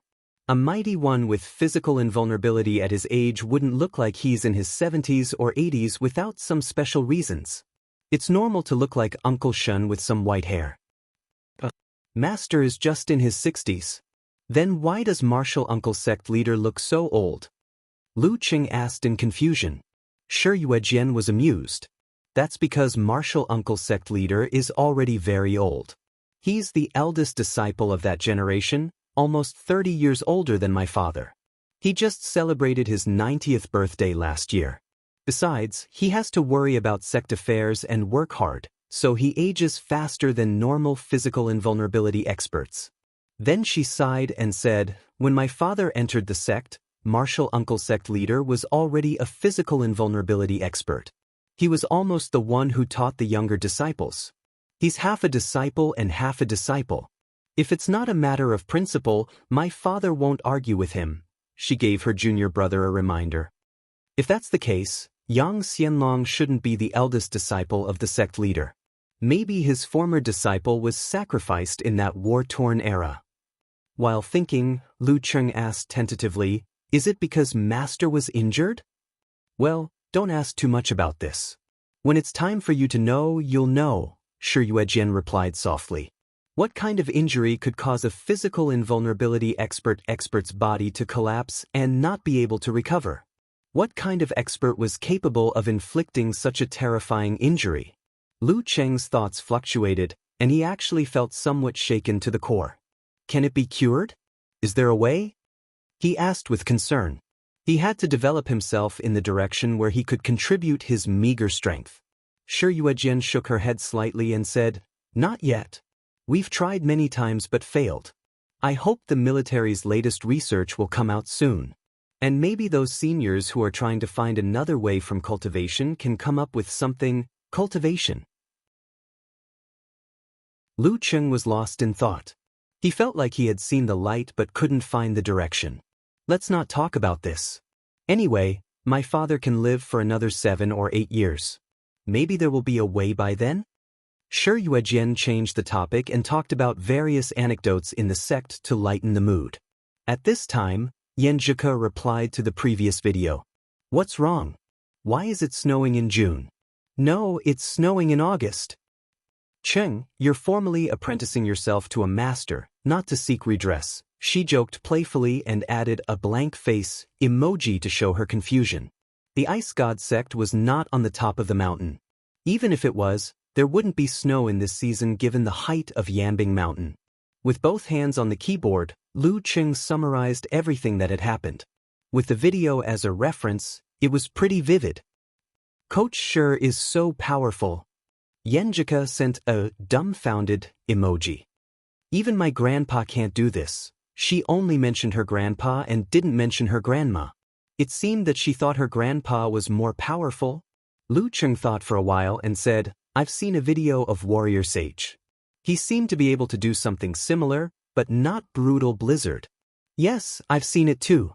So, Dragon King should be able to do it too." "Cheng, you've got a great master." Yan Zhike replied with surprise and joy. Then she sent a scratching head emoji. "But Coach Shi's body seems to be not very good. Well, it said that he was injured. Otherwise, he wouldn't have come to teach us in the university." Lu Cheng sent a sighing emoji. This might be fate's arrangement. Suddenly, his phone vibrated and he received a message from Marshal Nephew Mo. "Marshal Granduncle's strength is really terrifying. I can't believe my eyes." Lu Cheng wasn't afraid of Mo Jingting. He wouldn't avoid her like she was a snake or a scorpion. He didn't even dare to reply to her text messages. He just wanted to keep a distance from her. Furthermore, he didn't like to have any kind of relationship with scheming people. So, he just replied politely, "I'm also shocked." Junior Marshal Uncle finally replied to me. "Hee, I thought you changed your phone number." Mo Jingting responded quickly. Lu Cheng glanced at the message and ignored it. He continued to chat with his senior sister and Yan Zhike. In his spare time, he browsed the forum and looked at the active territories of his family. Eternal Nightfall and Brahmin were quite positive about the Weibo post of the 4 heavenly sons. Lu Cheng's increase in strength made them feel like they were in a dream. They were not used to it and felt that it was better to be modest. Unknowingly, the sedan came to the place where Geezer Shi got in the car yesterday, Shi Yuejian's house. Back in those days, I didn't blush or pant when I did such a thing. Geezer Shi woke up on time and sighed. "I'm old now."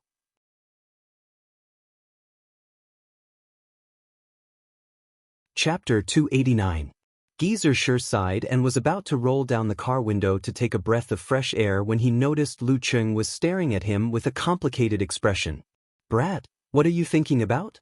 Geezer Shi said in annoyance. Lu Cheng's mood was quite heavy at this time. At first, he just thought that his master was old and had an old problem of coughing, so it was inevitable that there would be a little bit of backlash after showing off his martial prowess. He would be fine after some time.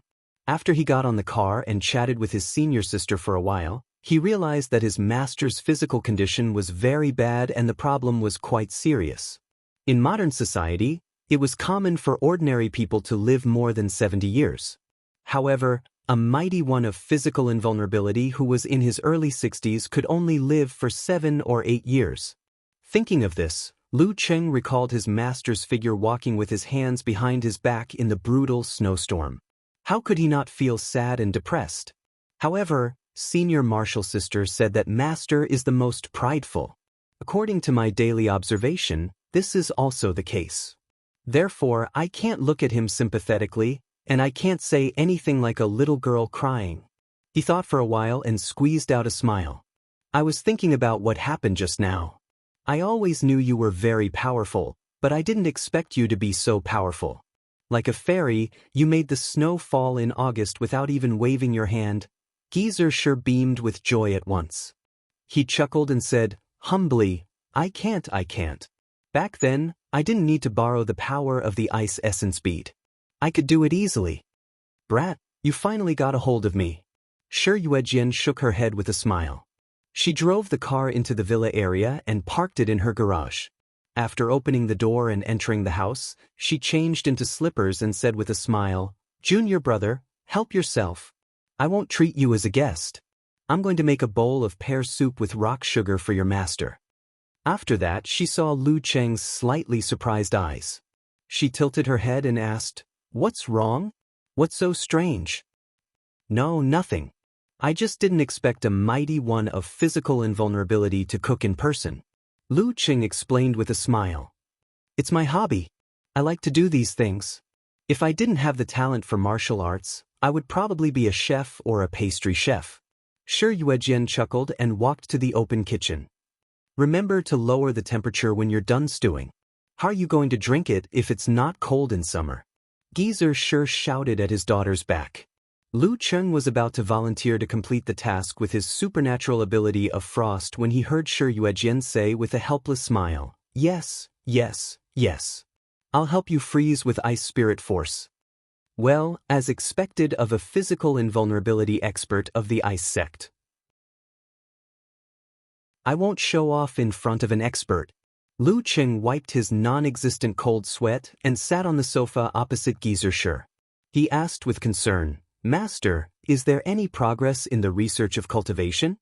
If there was, he might be able to comprehend by analogy and lay a solid foundation for finding a way to treat his master in the future. There's not much progress. If there was, would those old men have been able to hold themselves back from calling me to show off?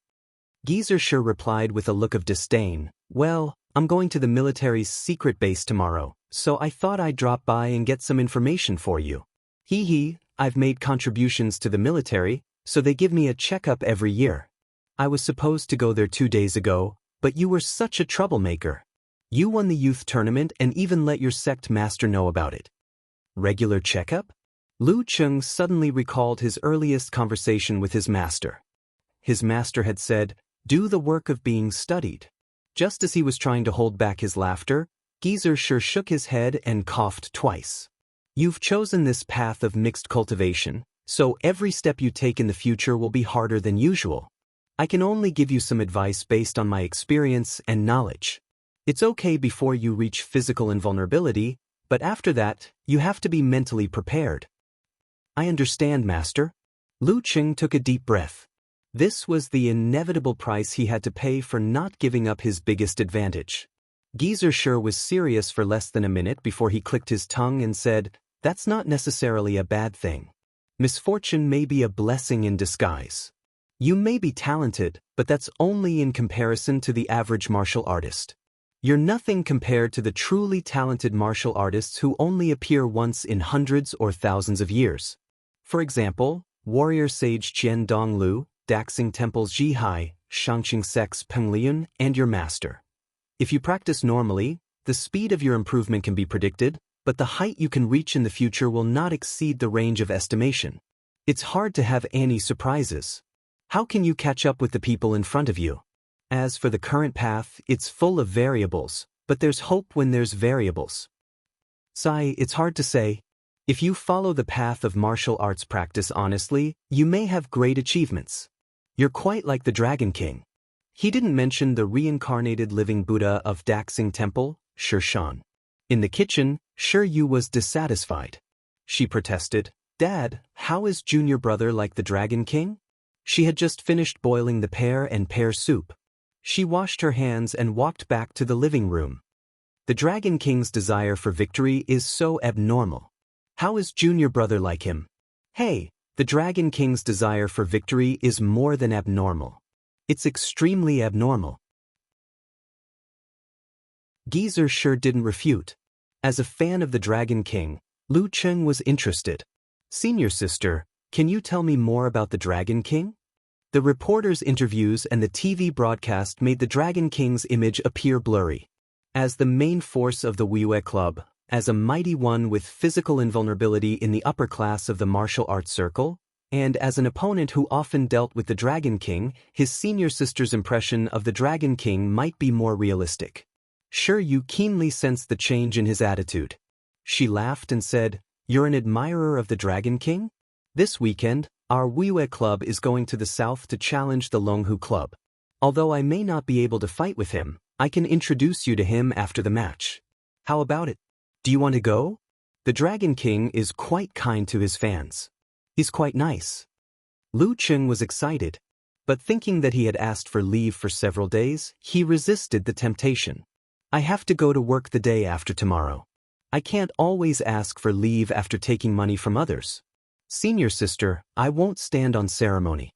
If there's a chance in the future, take me with you. Anyway, the Dragon King won't run away."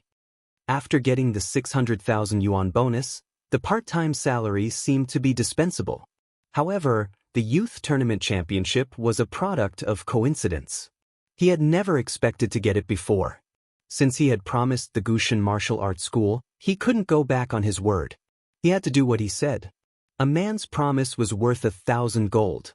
"Well, junior brother, you have self-control. I suddenly feel that you are a little like the Dragon King." You nodded with emotion. Then she said, "So you have to go back to Xing province tomorrow? Your brother-in-law is on a business trip abroad and won't be back for several days. We can only meet next time. This is too rushed. I don't know what the sect leader martial uncle is thinking." Lu Cheng talked about this topic for a while and then returned to the previous matter. He thought about the implication of his senior sister's words. The Dragon King is very kind to his fans. What about other martial artists? In the mouth of the Dragon King's anti-fans and in many gossip news, Dragon King, Chen Qitao, was a contradictory person with both pride and inferiority. He was vain, harsh, overbearing, and narrow-minded. Yuejian pondered for a moment before replying. "As I said just now, the Dragon King has an almost perverted desire for victory. Such a kung fu master will be very kind to his teammates and fellow disciples in some aspects, but he will also be very harsh and inhumane in other aspects. But when it comes to enemies and opponents, he won't accept any failure. Once he is in a bad situation and loses to his opponent, you can't expect him to be kind to you and show you the demeanor of a master.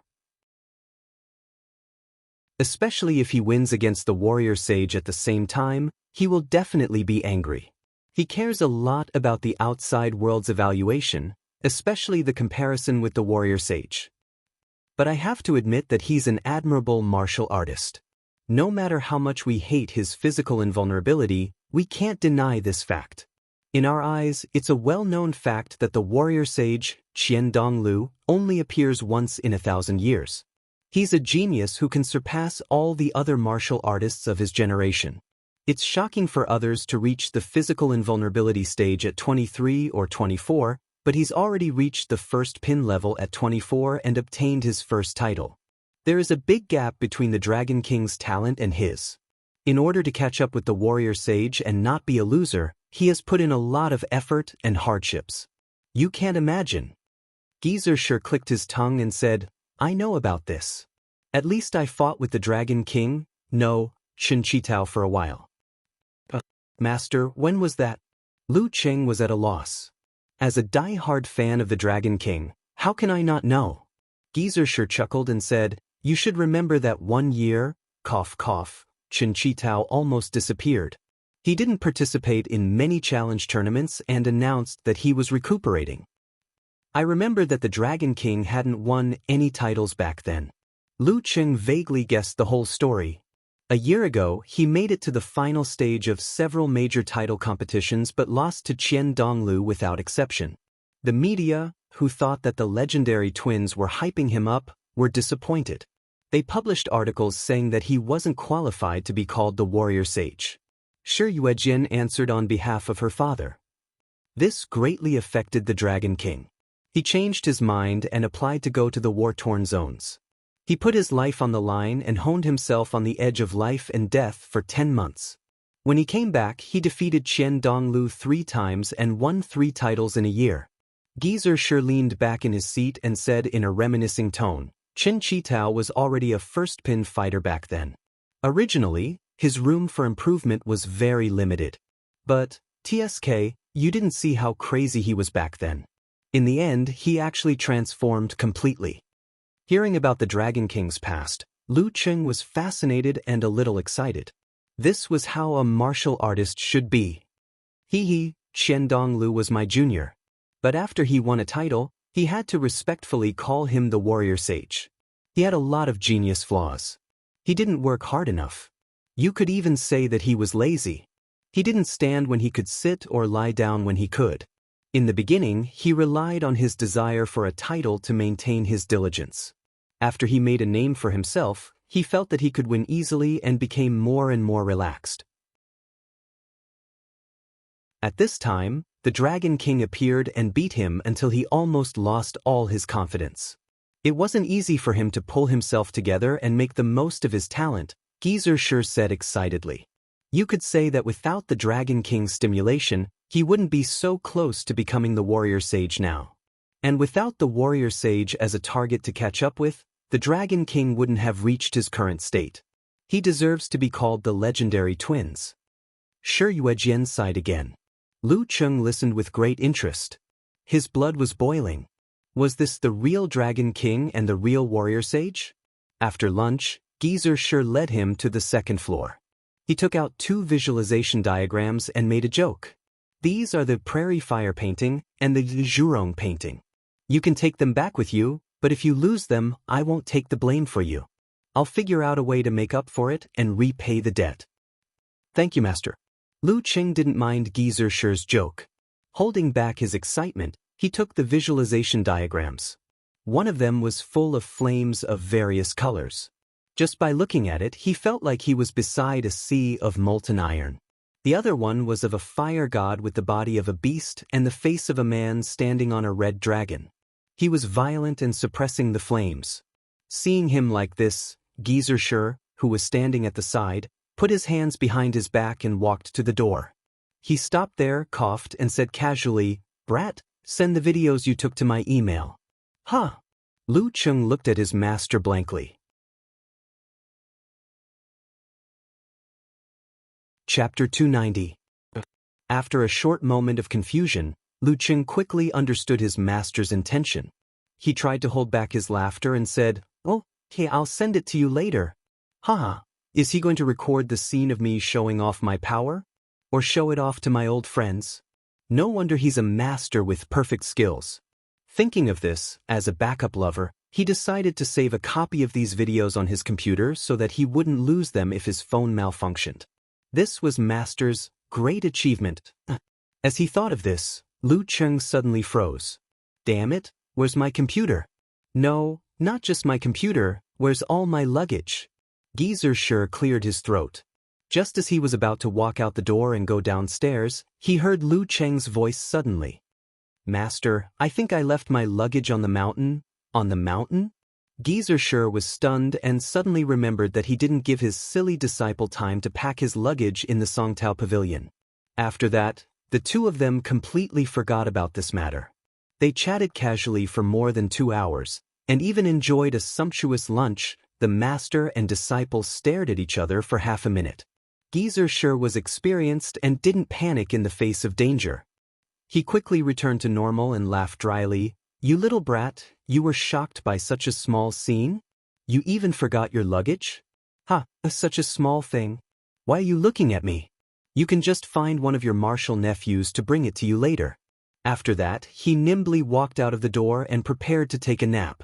Lu Qing didn't know whether to laugh or cry as he watched his master leave. He reached out to cover his face and sighed deeply. It felt good to show off and leave my luggage on the mountain, and more importantly, Master, you were in a hurry to show off your power and didn't give me a chance to exchange contact information with my martial nephews. The only one at the moment is Mo Jingting. Do I have to rely on her? Forget it, she looks like the kind of person who can cause trouble. There's no need to get involved. I'd better find my senior sister and ask her to help inform one of her martial nephews on the mountain. Lu Qing calmed down and took out his phone, intending to write an email and send the video to his master.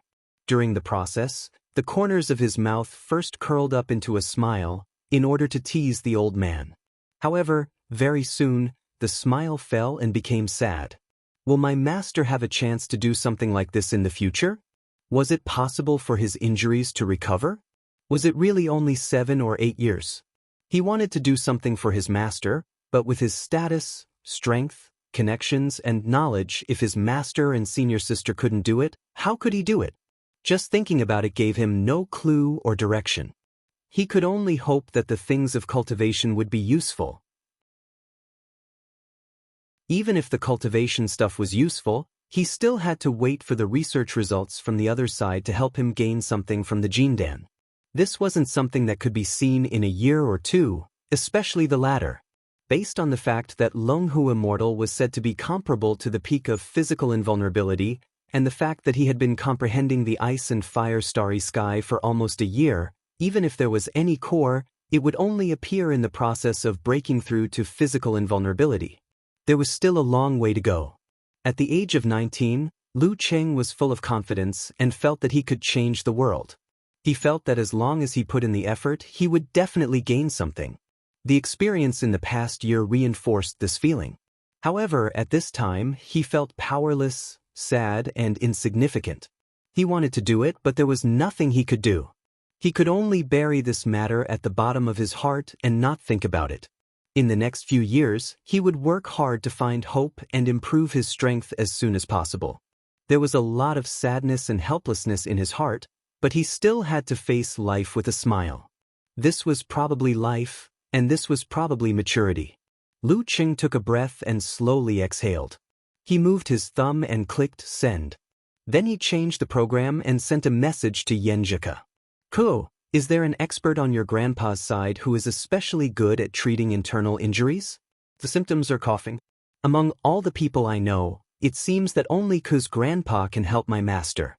Yenjika first sent an emoji wiping off cold sweat, then touched the head emoji and said, "Silly Qing, why don't you just ask Coach Shi directly?" In the chat in the morning, she only heard her boyfriend mention that Coach Shi had been injured and was not in good health. But now, even if Lu Qing tried to hide it, she was keenly aware of that kind of depression. She was shocked and thought of what had happened before. She hurriedly added, "He changed the weather this morning and was hurt by the backlash? His physical condition is very bad?" She had been learning martial arts from Coach Shi for almost a year. Even if she was often teased and made fun of, she still felt that the old man was half a teacher to her. More importantly, Coach Shi was Lu Qing's master. Of course, she would be worried and concerned about him. Lu Qing told his girlfriend about his master's condition and what senior sister had said. In the end, he was not in the mood to express his feelings. "I don't know what I can do. Do what you can do. Don't think that you can do everything. Practice martial arts well and become stronger early. This may be what Coach Shi wants to see the most. And the stronger you are, the more you can get in touch with people of a higher level and find more ways." This was the first time Yenjika encountered such a situation. She did not know how to comfort the stupid Qing. Lu Qing knew that this was not a problem that could be solved in a short time, and it was also not a problem that he could think of a solution for now. He slowly adjusted his mood in the girl's gentle words and eased his helplessness. In the end, Yenjika returned to the topic and said, "Shushan study has a lot of seniors who read Taoist scriptures and practice alchemy. I'll call my grandpa and ask. Coach Shi is also my coach. He will definitely understand and help." although I think it is unlikely that my master has not contacted Shushan's study. Lu Cheng said with a forced smile. It was one of the greatest blessings in life to have Yenjika by his side when he was feeling down. Her gentle consolation and empathic help was by his side. After waiting for a while, Yenjika said with a pair of open eyes emoji, "My grandpa said that your senior sister went to Shushan specifically for this matter. Unfortunately, the head of the Shushan study and several elders worked together but still failed to cure Coach Shi. So that's how it is." Lu Cheng looked at the phone screen and smiled bitterly. His senior sister and his master's old buddies must have tried everything that could be tried. Don't be too disappointed. Like you said, Coach Shi can live for at least 7 or 8 years. With the rapid development of science and technology, the masters at the peak of martial arts often fight with each other. Many of their unique skills are integrated and new ideas are constantly being developed. In a few years, maybe there will be a solution? Maybe one of the Dragon King and Warrior Sage will break through to the Forbidden Area? I heard from my grandpa that Coach Shi has a close relationship with the Longhu Club and a friendship with Taoist Wuguang from the Shangqing sect. As long as he is alive, there is hope.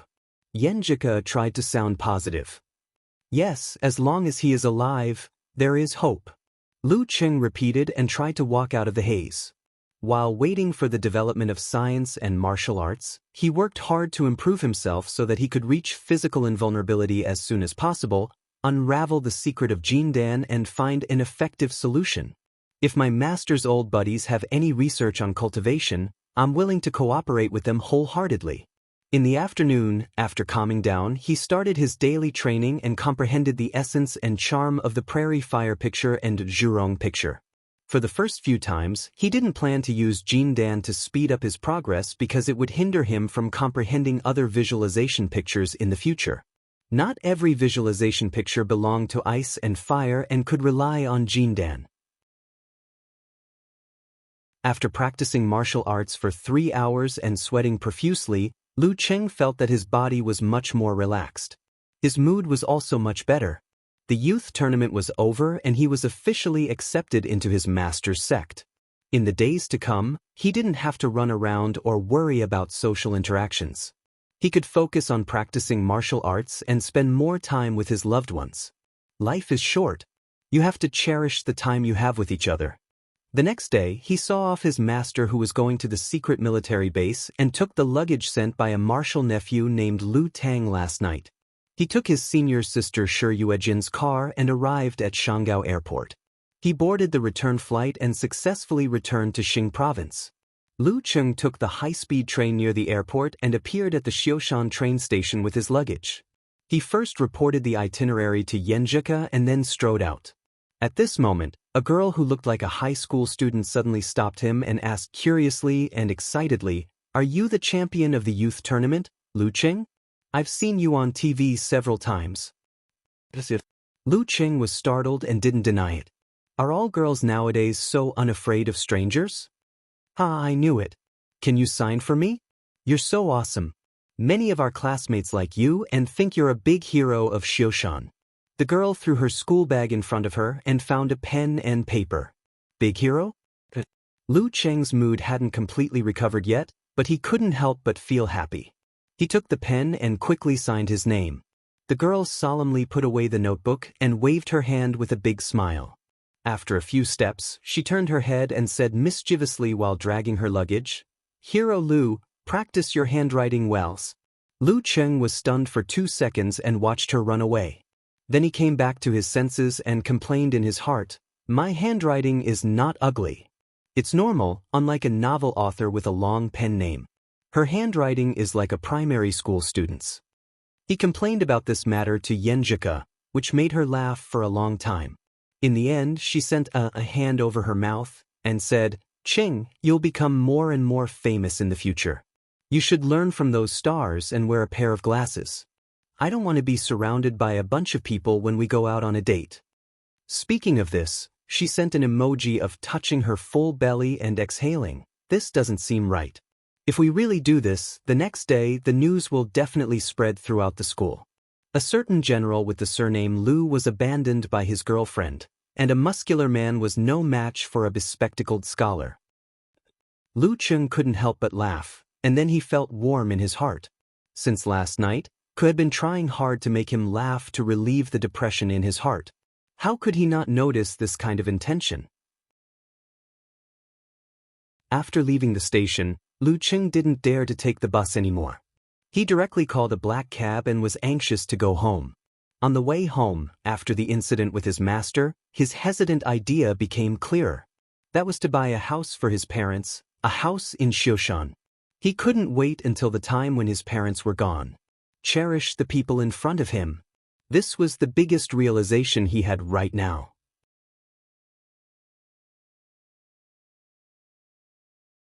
Chapter 291.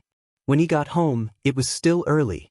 Lu Cheng diligently disposed of the clothes he had saved for the past 2 days, made a backup copy of the valuable things stored in the computer, and even did some housework. After finishing all this, his mother, Qi Fong, slowly came back from the community office. As soon as she entered the door, she saw the clean coffee table. She looked suspiciously at her son, who was waiting for praise with a face full of pride, and blurted out, "Cheng, what's wrong with you?" "Nothing." Lu Cheng denied. "Don't I also clean the dormitory at school? I was bored just now, so I just did it on a whim." Qi Fong didn't care too much about it. She smiled and complained, "You son, why didn't you tell us in advance that you were going to become a disciple? We didn't prepare any special products for your master. It's so impolite. Don't say that. I know your master is a big shot and may not like us, but we still have to show our sincerity. As the TV series say, it's the thought that counts." "Mom, the sect was too hasty. Don't worry, I prepared some special products for you. My master is very satisfied with 4 bottles of original proof wine from Ningxue Daku. He likes it very much." Lu Cheng smiled and comforted his mother. "Your daughter-in-law is so considerate." Qi Fong looked at him up and down and showed a suspicious look. "You're so considerate." Although his son had indeed grown up and matured, it was very difficult for him to understand the details of interpersonal relationships on his own if no one taught him. "But I didn't have time to tell him." As for his father, it's good enough that I didn't neglect it. That's right. It's all thanks to Mom's teachings. Lu Cheng flattered against his conscience, which made Qi Fong beam. She went into the kitchen and began to prepare dinner. Lu Cheng didn't mention the matter of buying a house. When his father got off work and the family sat and chatted to eat to their heart's content, he said seriously, "Mom, Dad, when you're free, you should go and look at the surrounding buildings, the ones that are less than 3 years old." What? Qi Fong was confused. Lu Cheng explained slowly, "Didn't I win the championship and get 600,000 yuan as a prize? I was thinking to buy a new house for our family. Now 2 bedrooms and a living room are too small, it's not convenient for guests to come in." "Oh." Qi Fong was surprised and then smiled from ear to ear. "Cheng, it's good that you're so considerate. You don't need to buy a house. In another 2 years, we will have enough money for the down payment. Let me tell you, Fatty Guar and his wife are very polite to your father now. Their salaries have been increased, and they have also given us the bonuses for the technical improvements." Lu Jisheng couldn't help but smile. He tried to maintain his dignity and said, "Your mom is right. It's good that you're considerate. It's not like we can't eat and can't save money. 600,000 yuan is a lot in a small place like ours, but I heard that your martial arts expenses are also quite high. Don't be so extravagant. Save it, you'll have plenty of places to use it in the future. Yes, Cheng, you're successful now. In the future, you won't be cooped up in a small place like Xiushan. I heard that the housing prices in big cities are very high, several thousand yuan per square meter. If you want to buy a spacious house, 600,000 yuan won't be enough for the down payment. Save it up and use it when you get married in the future." Qi Fong said with a smile. "There's something wrong with this script. Why is it related to housing prices in big cities?" Lu Cheng's mouth twitched, but he didn't correct his mom's wrong idea. Not every big city is several thousand yuan per square meter. He thought for a while and deliberately put on a confident attitude. "Mom, Dad, you're thinking too far ahead, aren't you? Well, let's talk about something more distant. With my current strength and level, even if there's no big improvement in the future, it's not a problem to earn 1 or 2 million yuan a year. If I'm lucky and win a few championships, my income will be even higher. I don't need 600,000 yuan, so I'm not afraid of not having a down payment. And the housing prices in Xioshan are not high. Didn't you say that the surrounding area is only 3,500 yuan per square meter? A better neighborhood is only 4,000 yuan. If I buy a house of 120 or 130 square meters, I'll still have about 100,000 yuan left. It's enough for 1 or 2 years' expenses. Besides, it's not like I can't make money. Save up your savings. You'll be able to save them in the future. Lu Qing made a joke to dispel his parents' worries. Qi Fang was quite convinced. I heard that the housing prices in Xioshan are low and will rise in the future. If we don't buy now, we'll be wasting money in 2 years. That's low? Xioshan is not a big city. How can it rise? Maybe it will even fall. Lu Jisheng shook his head. But we're just living by ourselves. Lu Qing added, don't you think it's too small? But this neighborhood is full of acquaintances. They're all your uncles and aunties. Your dad and I have friends when we chat or play cards. If we move away and you're not here, it'll be boring for us. Qi Fang was still a little hesitant. Mom, you're thinking too much. We'll pick a house in the surrounding area and come back for a walk after dinner. You still have to work in the community during the day. Lu Qing continued to persuade her. Qi Fang stopped talking and looked at Lu Jisheng. Lu Jisheng was also pondering and didn't refute.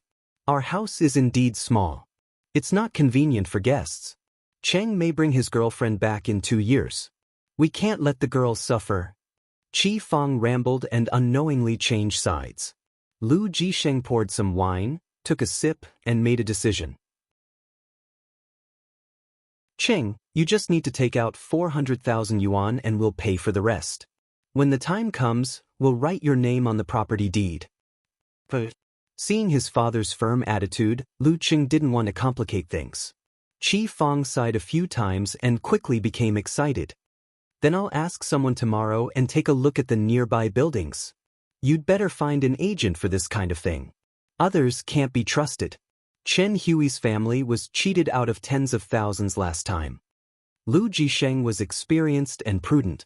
Looking at his parents excitedly discussing the matter of buying a house, Lu Qing curled up the corner of his mouth. His heart was filled with a sense of accomplishment and satisfaction. The haze that had accumulated over the past 2 days dissipated completely. Cherish the present and work hard for the future. Don't worry about things that can't be done temporarily. Treat the people around you well. After chatting for a while, he took out his phone and sent a message to Yan Zhika. Ku, I'm going to take out 400,000 yuan from my bonus to buy a new house for my parents. He felt that he had to explain this to Coach Yan. Yan Zhika had heard him mention it before, so she wasn't surprised this time. She sent a snickering emoji. That's pretty good. But why are you telling me this? You can decide for yourself with your own money. I'm already your Cheng. Of course I have to tell you. Lu Qing replied with a sinister smile. Yan Zhika sent an emoji of rolling her eyes. What if I don't agree? Will you buy it or not? I believe you will agree. Lu Qing replied with a red face emoji. This was the tacit understanding and perseverance between the two of them. Yan Zhika sent an emoji of holding her chin with one hand and looking at the sky. I mean, what if? Lu Qing felt a headache coming on. How could he answer this? This was a conundrum that had existed since ancient times. Without waiting for him to type, Yan Zhika sent an emoji of covering her mouth and laughing. Are you sweating? Well, you don't have to answer. I'll answer. If two people have such a big contradiction in their values, it won't last long. But, Cheng, I've been reading a lot of posts in Weibo recently. Let's assume a situation. If you only have a few tens of thousands of yuan per year, 600,000 yuan is hard to come by. Although your parents live in an old and small house, it's not like they don't have a house. Would you choose to spend 400,000 yuan to buy a new house for them? Lu Qing thought for a while and sent an emoji of a bitter smile. In this situation, even I don't think it's right. One should act according to one's ability. See, You can buy a new house for your parents without any psychological burden. I just feel that you're filial and a good person. I don't have any other thoughts. Ultimately, it's because we have confidence. Money doesn't mean confidence, but it's definitely an important part of it. Yenjika sent an emoji of sitting upright. I feel like I've been taught by a life coach again. Lu Qing said sincerely. Hee hee. Yenjika sent an emoji of working hard to improve. So, young man, work hard. Work hard to earn money and improve yourself. This was the root of the problem. Seeing this, Lu Qing realized that Ke had taken such a big detour to comfort him about his master. She didn't want him to be dispirited and see the light and hope in life. He smiled and sent a kissing emoji. I'll work hard. From now on I'll smile. From now on, I won't blame myself or be powerless. I'll work hard for my goal. From now on, I'll face the sea and enjoy the warmth of spring. At this time, he only felt that his heart was clear, and he also made a decision on another matter. He opened his contact list and called Chairman Wei Renjie. Hello Lu. You're back in Xioshan? Wei Renjie said with a smile. Yeah, I have to go back to work in the martial arts club. I can't take their salary for free. Lu Qing went straight to the point. Chairman, I can help guide the special training, but only 1 day a week. You know, I can't teach them the martial arts of the sect. I can only guide and train with them. 1 day a week is more than enough. Born in this place, he still had deep feelings for this mountain, this river, and this city. He still hoped to do something for his hometown if he could.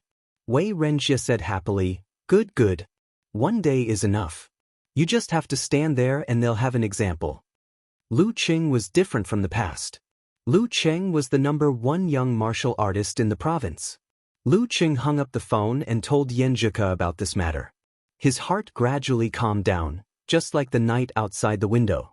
There were lights in the darkness. Tomorrow morning, I'll practice hard with Ke. Tomorrow, I'll lead the VIP class in the martial arts club. I'll do my duty. I'll start from the small things. I'll start from the small things.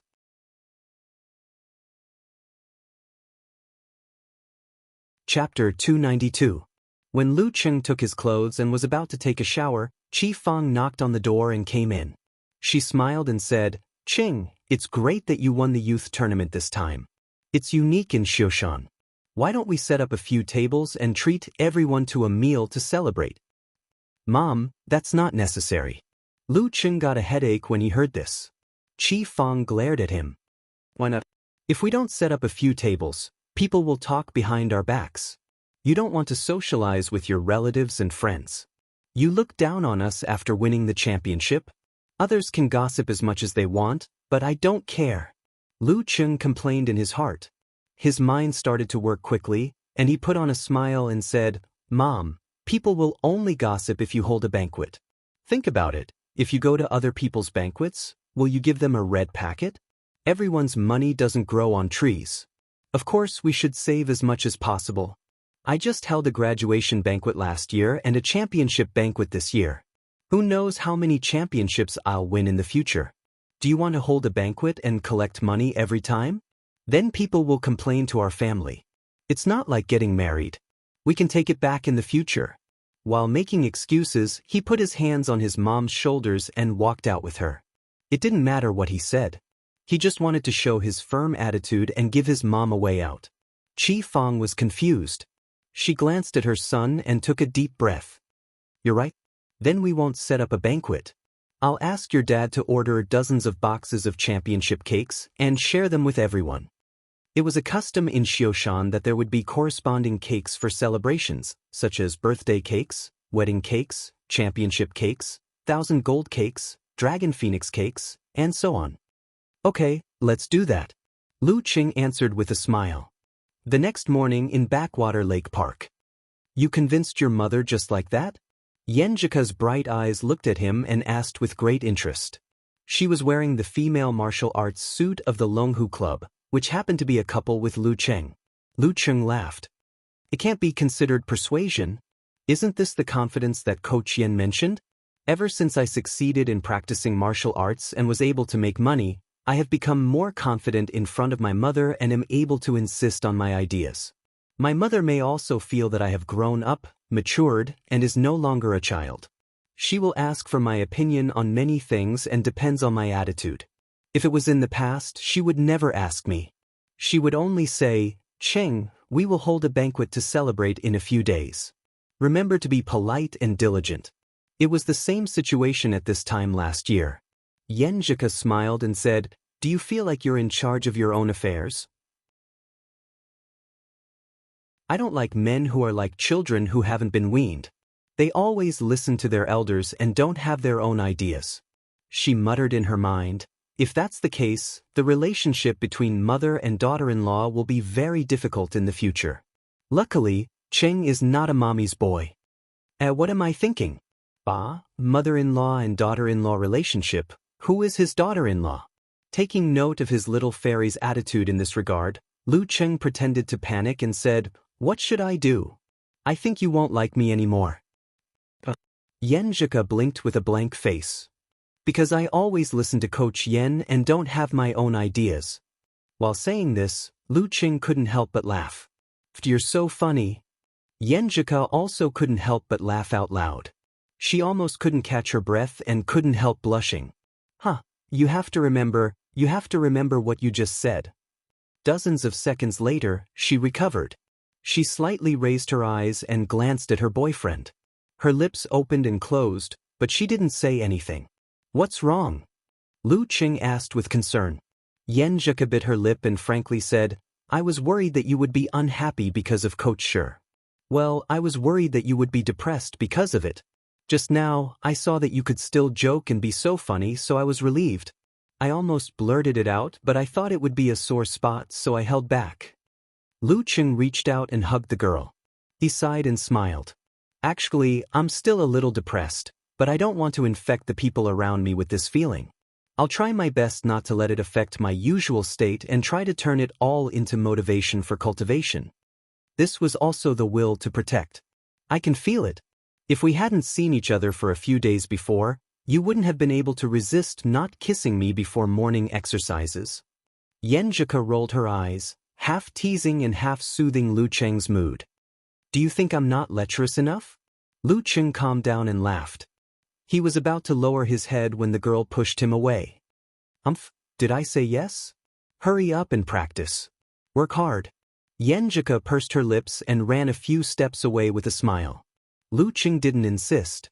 After a few minutes of conversation with Ku, he did become cheerful again. Yenjika put on airs and looked up.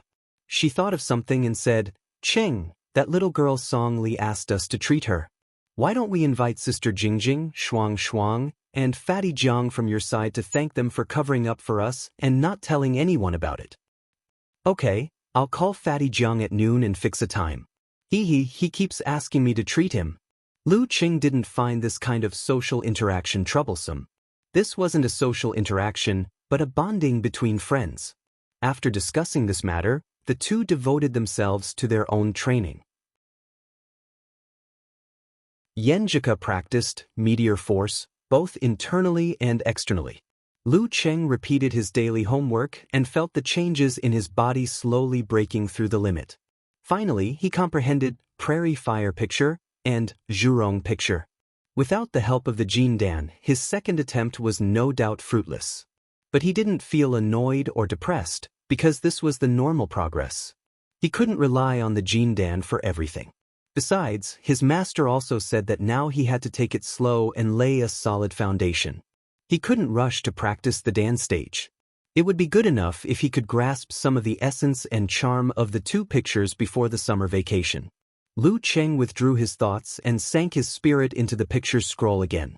The flame soared and was suppressed by the Zhurong picture. Just like his state of mind, the burning flame of desire to improve and help his master as soon as possible was firmly suppressed by reason and willpower. Burning uncontrollably would only harm oneself. Vaguely, he felt that he might be able to master Zhurong force in less than a month. After eating with Yenjika, Lu Cheng returned home. He took a shower and changed his clothes. Then he took a taxi to Gushan Martial Arts School. As soon as he entered the gate, the receptionist's eyes lit up. She quickly stood up and said with a bright smile, "Hello, Coach Lu. You're back to work so soon?" Her smile was a little timid, not as lively as usual. It was full of awe. "School will start soon." Lu Qing smiled casually. He didn't show any condescension. While talking, he had already passed the front desk and walked to the field where the VIP class was. "Hello, Coach Lu." "Morning, Coach Lu." The summer vacation class and the disciple class stood in line and greeted him loudly as if they were welcoming him. Was this organized by someone? Lu Qing shook his head with a smile. He saw Chu Weikai, Dai Linfeng, and Qin Rui in front of him. He saw Wu Ting, Zhang Qiufan, and the other VIP class students behind them. Wu Ting noticed his gaze and looked around angrily. She asked everyone to line up quickly and shouted in unison, "Hello, Sir Lu." Their voices were loud and full of excitement and pride. "Don't think that I'll let you rest because you welcome me like this. If you slacked off at home in the past 10 days, I'll let you practice." Lu Qing stood in front of the line and said with a smile. Wu Ting giggled and said, "With Sir Lu as an example, we're all practicing diligently. Sir Lu, you're the leader of the young people in our province. Why don't you teach us some powerful martial arts?" She had learned how to use the words of the elders. Powerful martial arts? You're still young. If I teach you now, you'll probably have a strong back and a bare waist. Lu Qing laughed. Wu Ting, Zhang Qiufan, and the other girls were obviously in a dilemma. They hesitated and said, Then forget it." A strong back and a bare waist? Just thinking about it was scary. Lu Qing gave them pointers one by one and asked them to stand properly. Then he looked at the three beside him and said, "Club Master Chu, are you looking for me?" "It's not a big deal." Chu Weikai smiled and changed the topic. "Fortunately, you live in the modern world. If it were in the past, you'd have a long line of people coming to challenge you every day after you won the championship and your reputation spread. But now it was the age of information. Everyone could see a martial artist's performance in a competition through videos. They had a general idea of his actual level. It was clear whether he could be challenged or not. In this generation of martial artists in Qing province, those who were capable of challenging Lu Qing had all participated in the youth tournament. Naturally, no one would do such a thing in a short time. Lu Qing glanced at Dai Linfeng and Qin Rui and suddenly laughed. "Club Master Chu, are you saying that someone wants to challenge me? How dare I? It's just that my humble disciple wants to ask you for some advice." Chu Weikai looked at Dai Linfeng with a smile. Dai Linfeng smiled bitterly and said, "I just want to know how big the gap is between you and me now so that I can set a goal." No matter how many videos he watched, it was not as good as a real fight. Dai Linfeng was proud. He didn't participate in the past when his disciples paid Lu Qing for one-on-one instruction. But after watching the youth tournament, his pride had completely disappeared. Lu Qing glanced at Qin Rui and the others and smiled. "Okay, let's practice a little. Don't overdo it. Okay, please give me some advice." Dai Linfeng put on a respectful posture. When he stabilized his posture, Lu Qing suddenly took a step forward. He gathered his qi, blood, spirit, and force and then released them immediately. Bam! His right arm was like an iron whip, hitting down on Dai Linfeng's head. Dai Linfeng didn't have time to dodge. He raised his arms to block. He didn't want to make a mistake, but he didn't want to make a mistake. However, as soon as they touched, he felt a surge of majestic force. The bones in his arms creaked and were about to break. They would really break. Not only would they break, but the remaining force would also break his sternum. He was seriously injured in one move. Is this the gap between us? Dai Linfeng suddenly felt his arms become lighter. The majestic force disappeared mysteriously as if it had never existed. Lu Qing pulled back his right arm without any reluctance. He put his hands behind his back and smiled slightly. With the internal training method of special training, you have a chance to reach the professional 9th pin before the end of the year. Dai Linfeng was shocked and stunned. He stared at Lu Qing in a daze as if he didn't know who he was. Before this, he only thought that Lu Qing was a very powerful young man.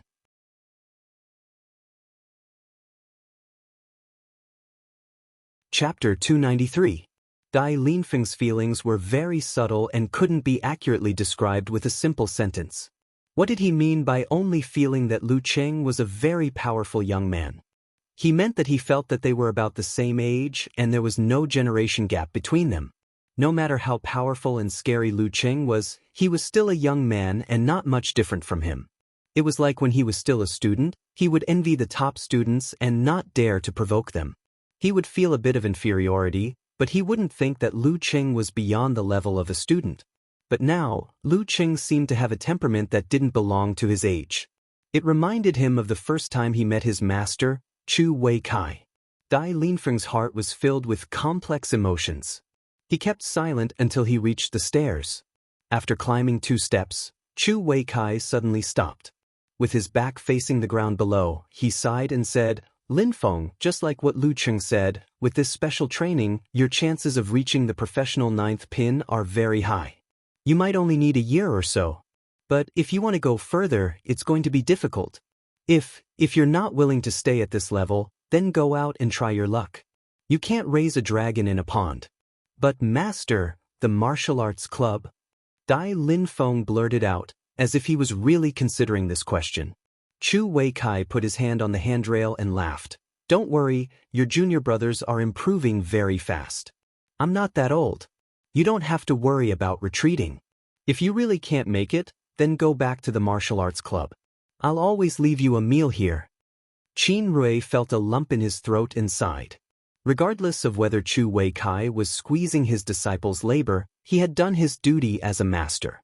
When I can meditate, master the internal training method, and reach the professional 9th pin, should I go out and have a try? Dai Linfeng didn't speak.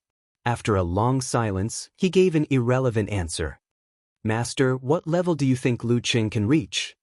Chu Wei Kai walked up slowly and said, "No matter what level he can reach in the future, his current level is something you can't reach in your lifetime.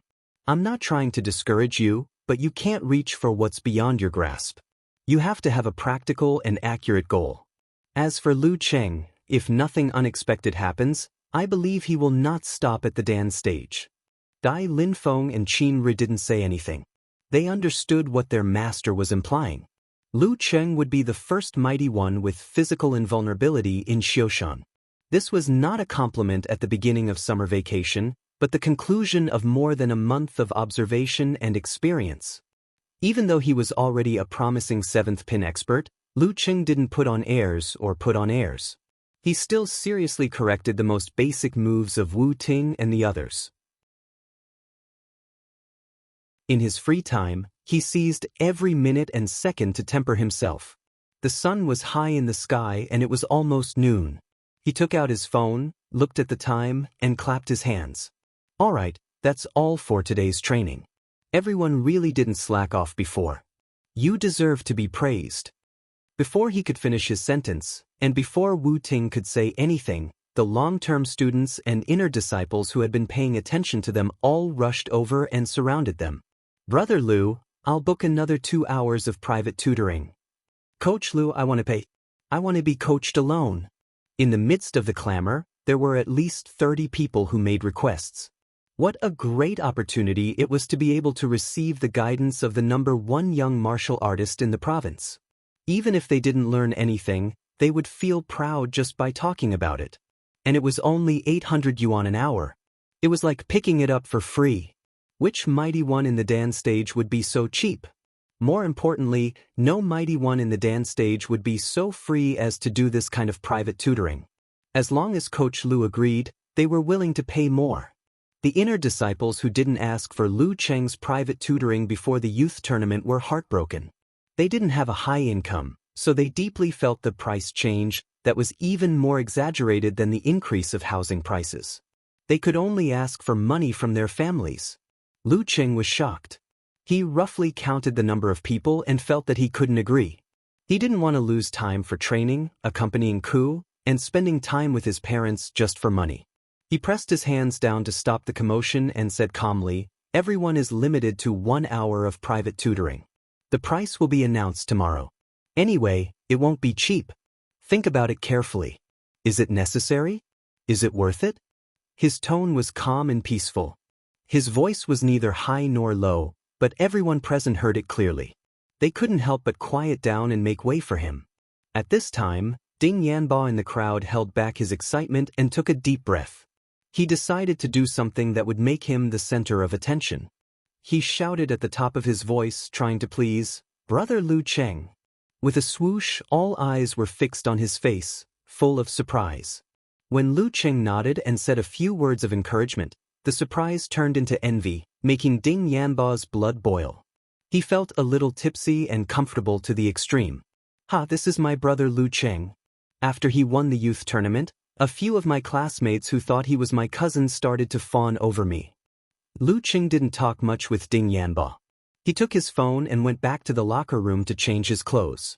Yenjika had sent him the time she had discussed with Song Li and others. It would be tomorrow or the night after tomorrow. She asked Lu Cheng to ask Jiang Fei when they were free. If they were not available, they could adjust it later. While walking out of the martial arts club, Lu Cheng dialed a number. "Hello, Fatty Jiang. I said I would treat you. You can choose tomorrow or the night after tomorrow." Jiang Fei said in confusion, "Cheng, why do I feel something is wrong? I don't need to urge you and you've taken the initiative to treat me. Just one word. Are you coming or not?" Lu Cheng said with a smile. Come. Tomorrow night in case something bad happens." Jiang Fei said decisively. "Okay, I'll tell you the specific location when we decide on it." Lu Cheng hung up the phone and called old Cheng Chili. Cheng Chili was playing a game when he heard the vibration of his phone. He turned his head and saw the name Cheng on the flashing screen. He was stunned. After a few seconds of hesitation, he picked up the phone and chose to answer. "Hello, Cheng?" When Cheng Chili shouted out this name, the image of Lu Cheng's dazzling figure in the arena suddenly appeared in his mind, making him feel ashamed of his own inferiority. "Old Cheng, haven't you been asking me to treat you all the time? How about tomorrow night? Ku and I will treat you all together," Lu Cheng said with a smile. Cheng Chili was about to say yes, but suddenly he felt an indescribable irritation and depression. He seemed to be out of breath and blurted out subconsciously, I'm going to Grandpa's house tomorrow. I haven't been there for a long time. You promised." During this time, whenever he thought of Chiu Hailin and Chao Leilei's praise of Lu Cheng and thought of his friend's prestige, he did not want to go out and talk with others about it. "How about the night after tomorrow?" Lu Cheng asked. Cheng Chili opened his right hand and said without a smile, "I have to stay at Grandpa's house for a few days. You don't have to accommodate me. Let's meet alone and have a meal." "Okay, see you later," Lu Cheng said with a little regret. When the call ended, Cheng Chili put the phone in front of him, pushed his glasses and looked at it quietly.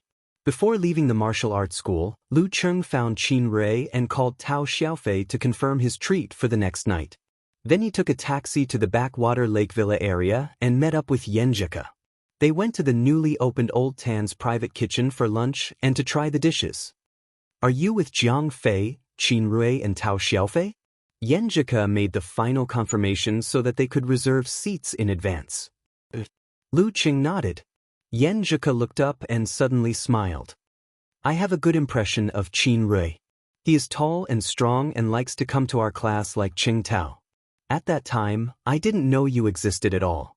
I didn't expect that my future boyfriend would be in the next class, and I didn't pay attention to him at all. It was quite amazing when he thought about it." "Yeah, I didn't expect you to be my girlfriend at that time." Lu Cheng also sighed with emotion. Fate was really a wonderful thing. As the two of them talked, they interlocked their fingers and smiled at each other. Maybe this was fate. They didn't know each other for 3 years in high school, but now they were holding hands. They spent the lunch in such a warm atmosphere. When it was almost over, Lu Cheng received a call from his senior sister, Shi Yuejin. "Hello, senior sister, what's the matter?" He was a little worried that something would happen to his master when he went to the secret military base. Shi Yuejin's voice was full of joy. "Good news." Lu Cheng relaxed immediately and said with a smile, "What good news?" Yenjika was quietly listening to their conversation, resting her chin on her hand. The military has been doing some experiments with your master cells. Although there is no progress in the main body, they have made a byproduct that seems to be able to suppress your master's injury. This time they tried it and it really worked.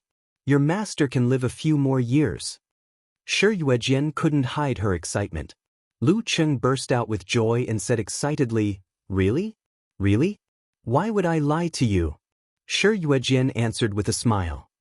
That's good, that's good."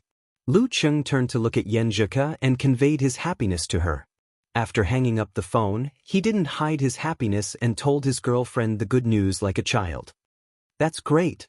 Am I right? Science and technology are improving, so are martial arts. As long as we are alive, there is hope. As long as we are alive, we can wait for change. Yan Zhike said happily and complacently. It was like AIDS. When he was a child, it seemed to be an incurable disease. Once he got it, he could only wait for death. But now, as long as he controlled it well, he could almost live to the end of his life like a normal person. This was the power of progress and development. Coach Yen is indeed full of the brilliance of wisdom. If it weren't for the fact that they were still in someone else's restaurant and his girlfriend wasn't wearing a knee-length skirt, he would have lifted Ku up high. Both of them had a great appetite and ate another bowl of rice. Yan Zhike rubbed her bulging belly and said with satisfaction, "Where are we going this afternoon?" Lu Cheng thought for a while and suggested, "Let's go to my house. Look at my old photos." Okay. Yan Zhike didn't object and looked forward to it.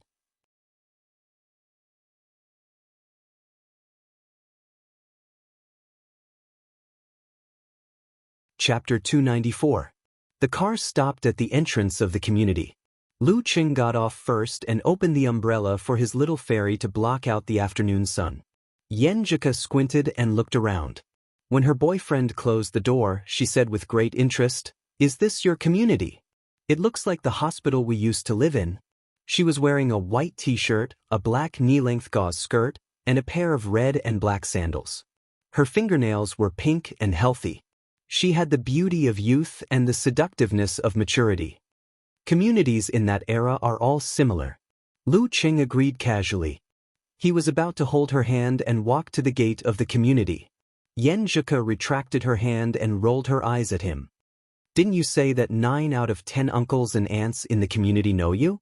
If you hold my hand like this, your mom will know in 5 minutes that you brought a girl home." "Less than 5 minutes." Lu Cheng answered with embarrassment. He was just used to it. Then he laughed. "Actually, it doesn't matter to me. My mom will know. I'm bringing such a good wife home. She'll be so happy." He showed his calm attitude. "Ku is such a good girlfriend. Why can't I meet people? I can't wait to show off and let everyone know."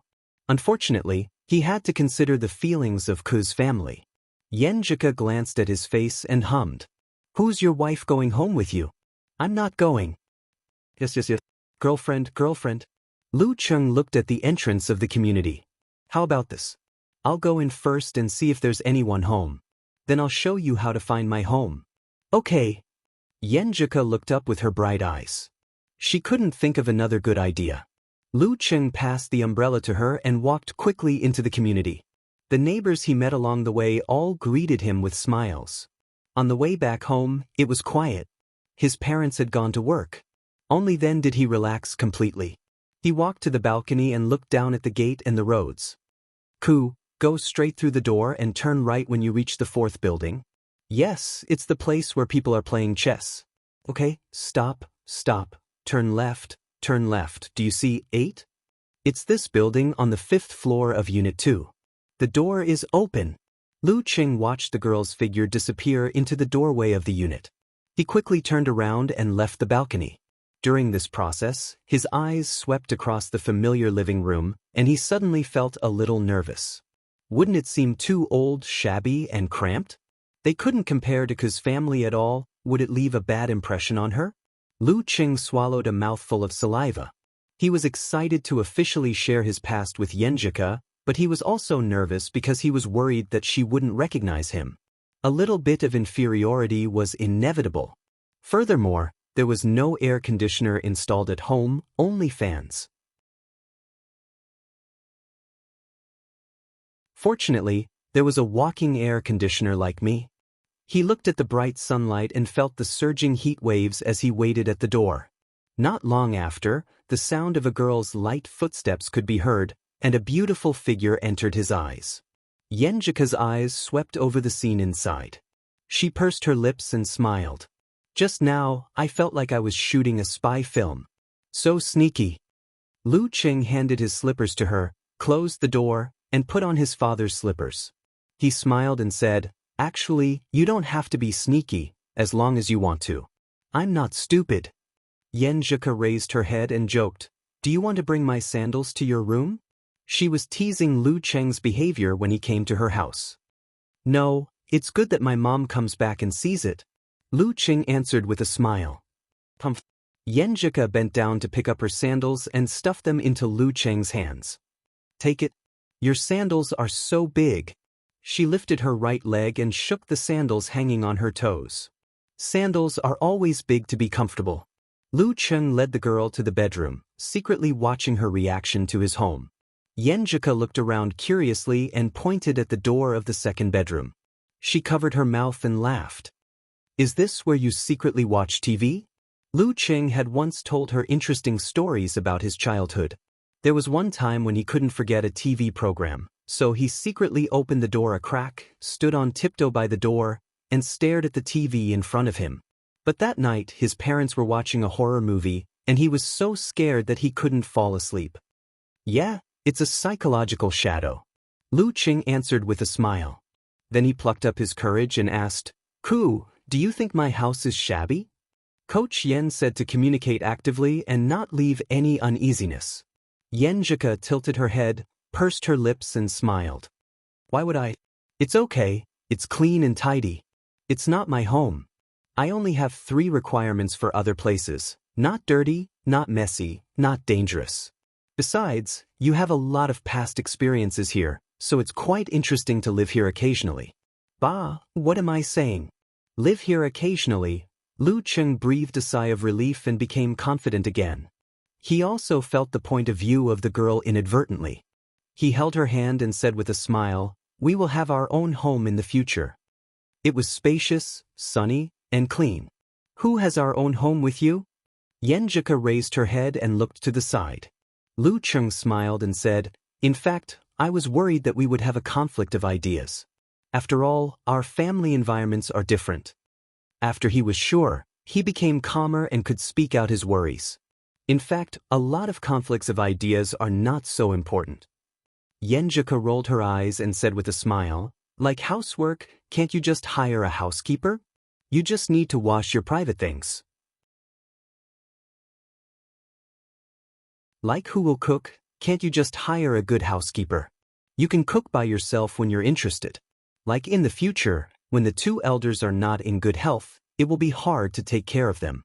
If you hire a professional nurse to take care of the most important part, it won't be so tiring. She said it calmly as if it was a matter of course. Lu Cheng listened in a daze. He felt that many of the conflicts in his family seemed to have disappeared after this discussion. Of course, this required a solid economic foundation. Coach Yen, a lot of small conflicts of ideas are indeed not so important. Lu Cheng said with emotion. Money was not omnipotent, but one could not do anything without money. This sentence was an exaggeration, but when the economy was not rich, many small problems were indeed more obvious. The saying that a poor couple had 100 sorrows was definitely not just for show. Thinking of this, Lu Cheng had one more motivation to make money to support the family. "Did I broaden your horizons again?" Yenjika showed her dimples and smiled. It was a happy thing to have one's ideas recognized by the person one liked the most. "Yes, I learned a lot from you." Lu Cheng put the girl's sandals in the corner of his room and asked Yenjika to sit on the bed. He took out his photo album and schoolmate record and handed them over as if he was presenting a treasure. "I used to regret that there were so many classes in our grade, so I couldn't take a group photo of the whole grade. I couldn't take a photo of you as a souvenir. But now he shared his feelings at that time." Yenjika opened her mouth and then closed it again. She felt sweet in her heart. Cheng was really stupid at that time. She opened a photo album on her lap and looked through it. Lu Cheng turned on the fan and used the power of frost. He hugged the girl's waist and put his head close to hers. "It's so cool," Yenjika praised with a smile. "This is your senior year graduation photo, right? Your hair was so long that it almost reached your eyes. You looked so decadent." "Not decadent, just lazy. I didn't know how to take care of myself.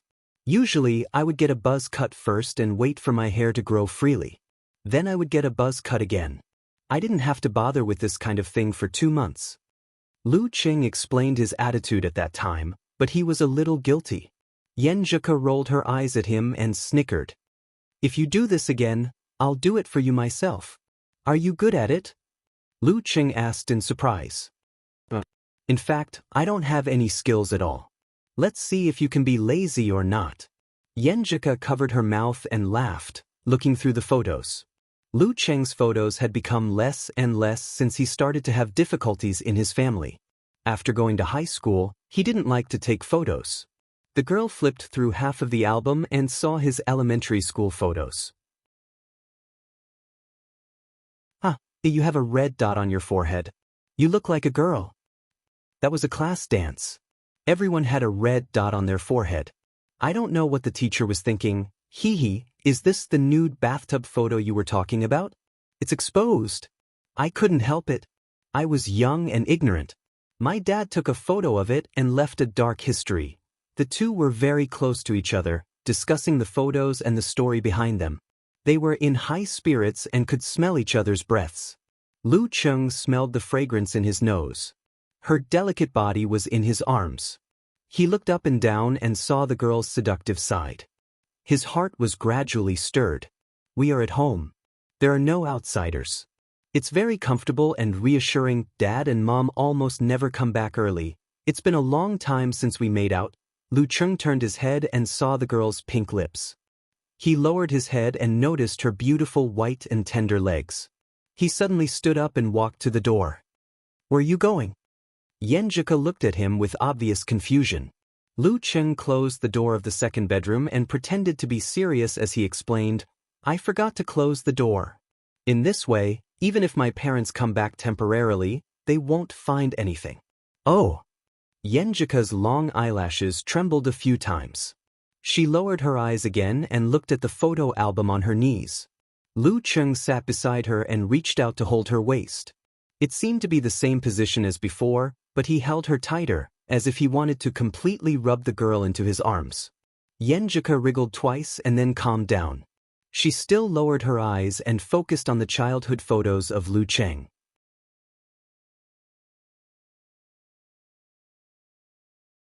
Chapter 295. Lu Cheng felt that he had matured a lot in all aspects and had surpassed his current age and status. Although he often fantasized about his future wedding with Yenjika, growing old together with her and living a beautiful life with her, he had never considered such details of his life. He was a little confused for a moment. Was it because girls matured earlier than boys and had a different way of thinking, that was why they could think about the long term and draw the outline bit by bit? Or was it because only a few people were like that? They were rational, mature, and had their own views and attitudes on all aspects of things? After pondering for a while, Lu Cheng didn't hide his thoughts. He deliberated and said, "I don't think so. I think this is a very normal and realistic consideration. If my grandparents moved here, my mom would quarrel with them every 3 days or 5 days because of her favoritism toward my second dad. Sooner or later, something would happen. I think that when two people are together, there are already a lot of things that need to be done. If we also involve the original families of both parties, it will definitely be more tiring, more troublesome, and easier for problems to arise. Moreover, your parents and mine are all over 40 years old and have already been fixed in all aspects. It's hard for them to change. It's better to keep a distance from them so as to avoid quarrels. Everyone is harmonious. If you miss them, you can go back and stay for a few days. If they are sick, you can also take care of them for a period of time. Hire a professional nurse." Yenjika explained her point of view, which was rare for her to be long-winded. She didn't intend to talk about this with Lu Cheng right now. She planned to influence him subtly in their daily interactions. However, after the romantic moment in the afternoon, she suddenly felt that they had become closer and closer. They were more like one country. She didn't have to worry about anything to say to him. It does make sense. I just haven't thought about this problem. I feel like I have to wait for a long time before I face it. I don't need to worry about it now. Lu Cheng thought and replied.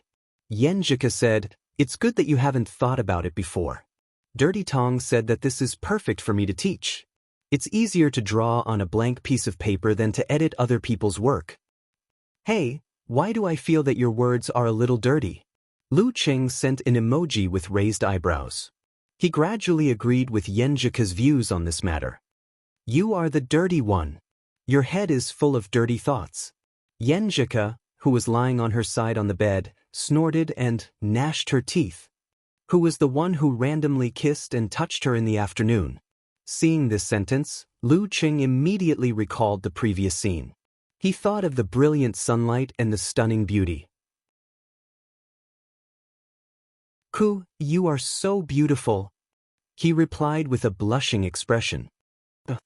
Yenjika was stunned at first, confused by Lu Cheng's sudden praise. Then she connected the context and understood what he meant. Her cheeks flushed red as if they could spit out fire. Cheng, you scoundrel! You scoundrel! She grabbed the blanket and covered her head, pounding the bed a few times. After venting, she replied with a "go away" emoji, embarrassed, angry, proud, and sweet. I don't talk to perverts. Without waiting for Lu Cheng's reply, she thought of something and found a Weibo post. She saved a picture and sent it to her boyfriend. Who do you think has a better figure between the two girls? Which one do you prefer? One was slender with a thin waist, while the other was full of curves. Lu Cheng glanced at him and chuckled. Not as good as you. Yenjika burst out laughing. She lifted the blanket and rolled around. Yo, you even know the standard answer. Of course, Coach Yen is good at teaching. Lu Cheng put his hands on his hips and laughed. It's not fun if I don't fall for it. Yenjika smiled. The two flirted for a while. If Chi Fong wasn't focused on the TV series, she would have noticed her son's ripples. Oh right, Ku, is Sister Jingjing suitable for a party? How about we treat her twice? Lu Cheng expressed his doubts when they talked about the treat tomorrow night. Sister Jingjing hates men so much, Yenjika said. In the beginning, Song Li said she wanted to bring a boyfriend, so Shuang suggested we treat both parties together. It's more fun with more people.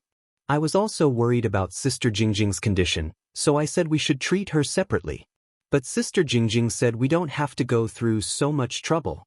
The best attitude for people with psychological problems is to treat them as normal people and let them adjust themselves.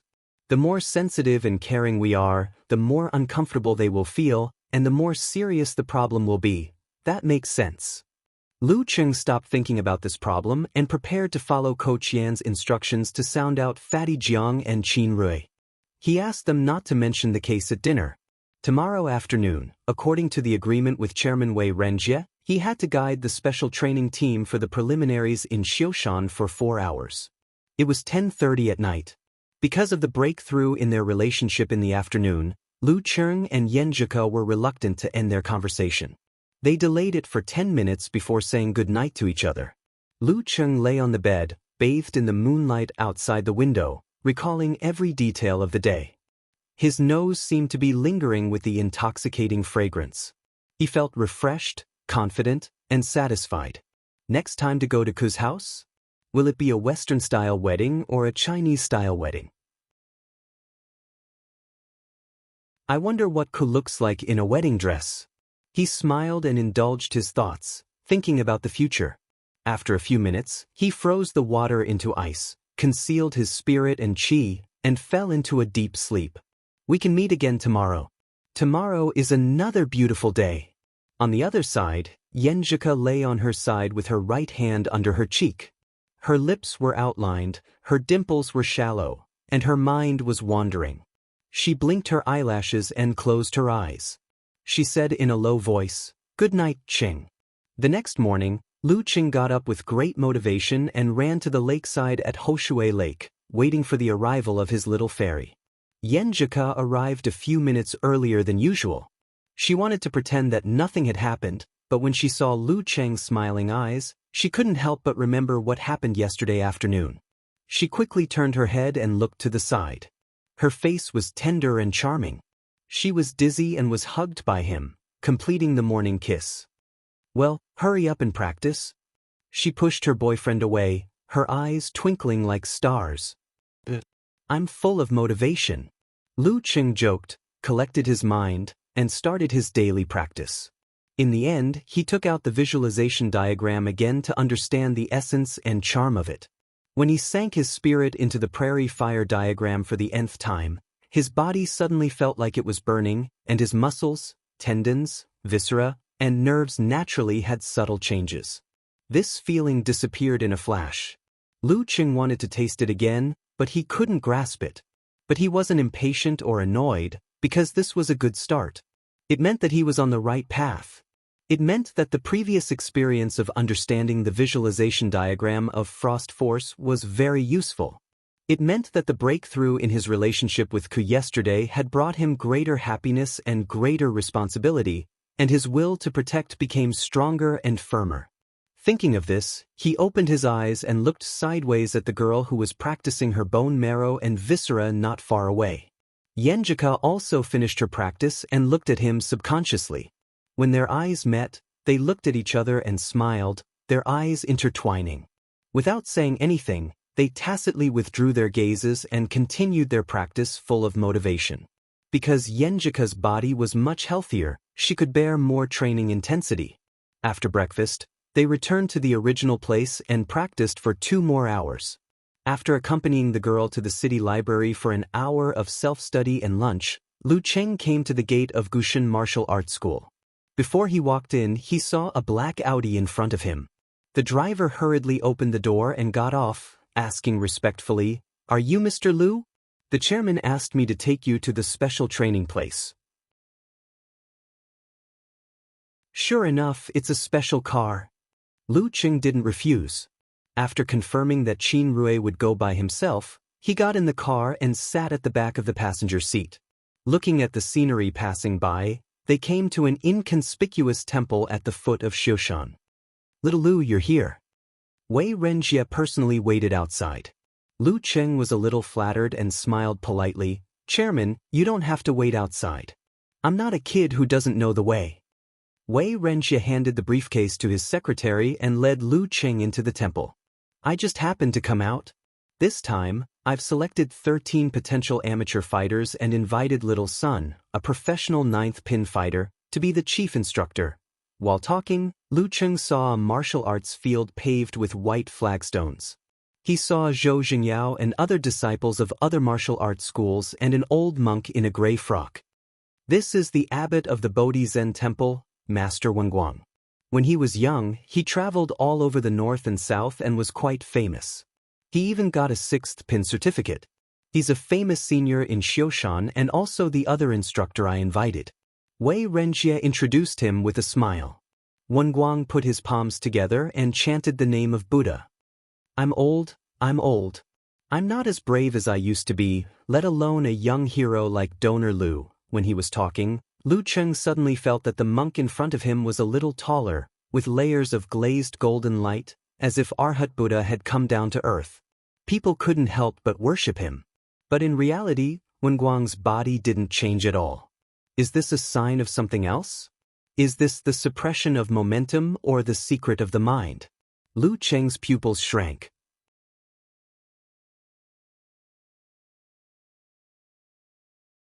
Chapter 296.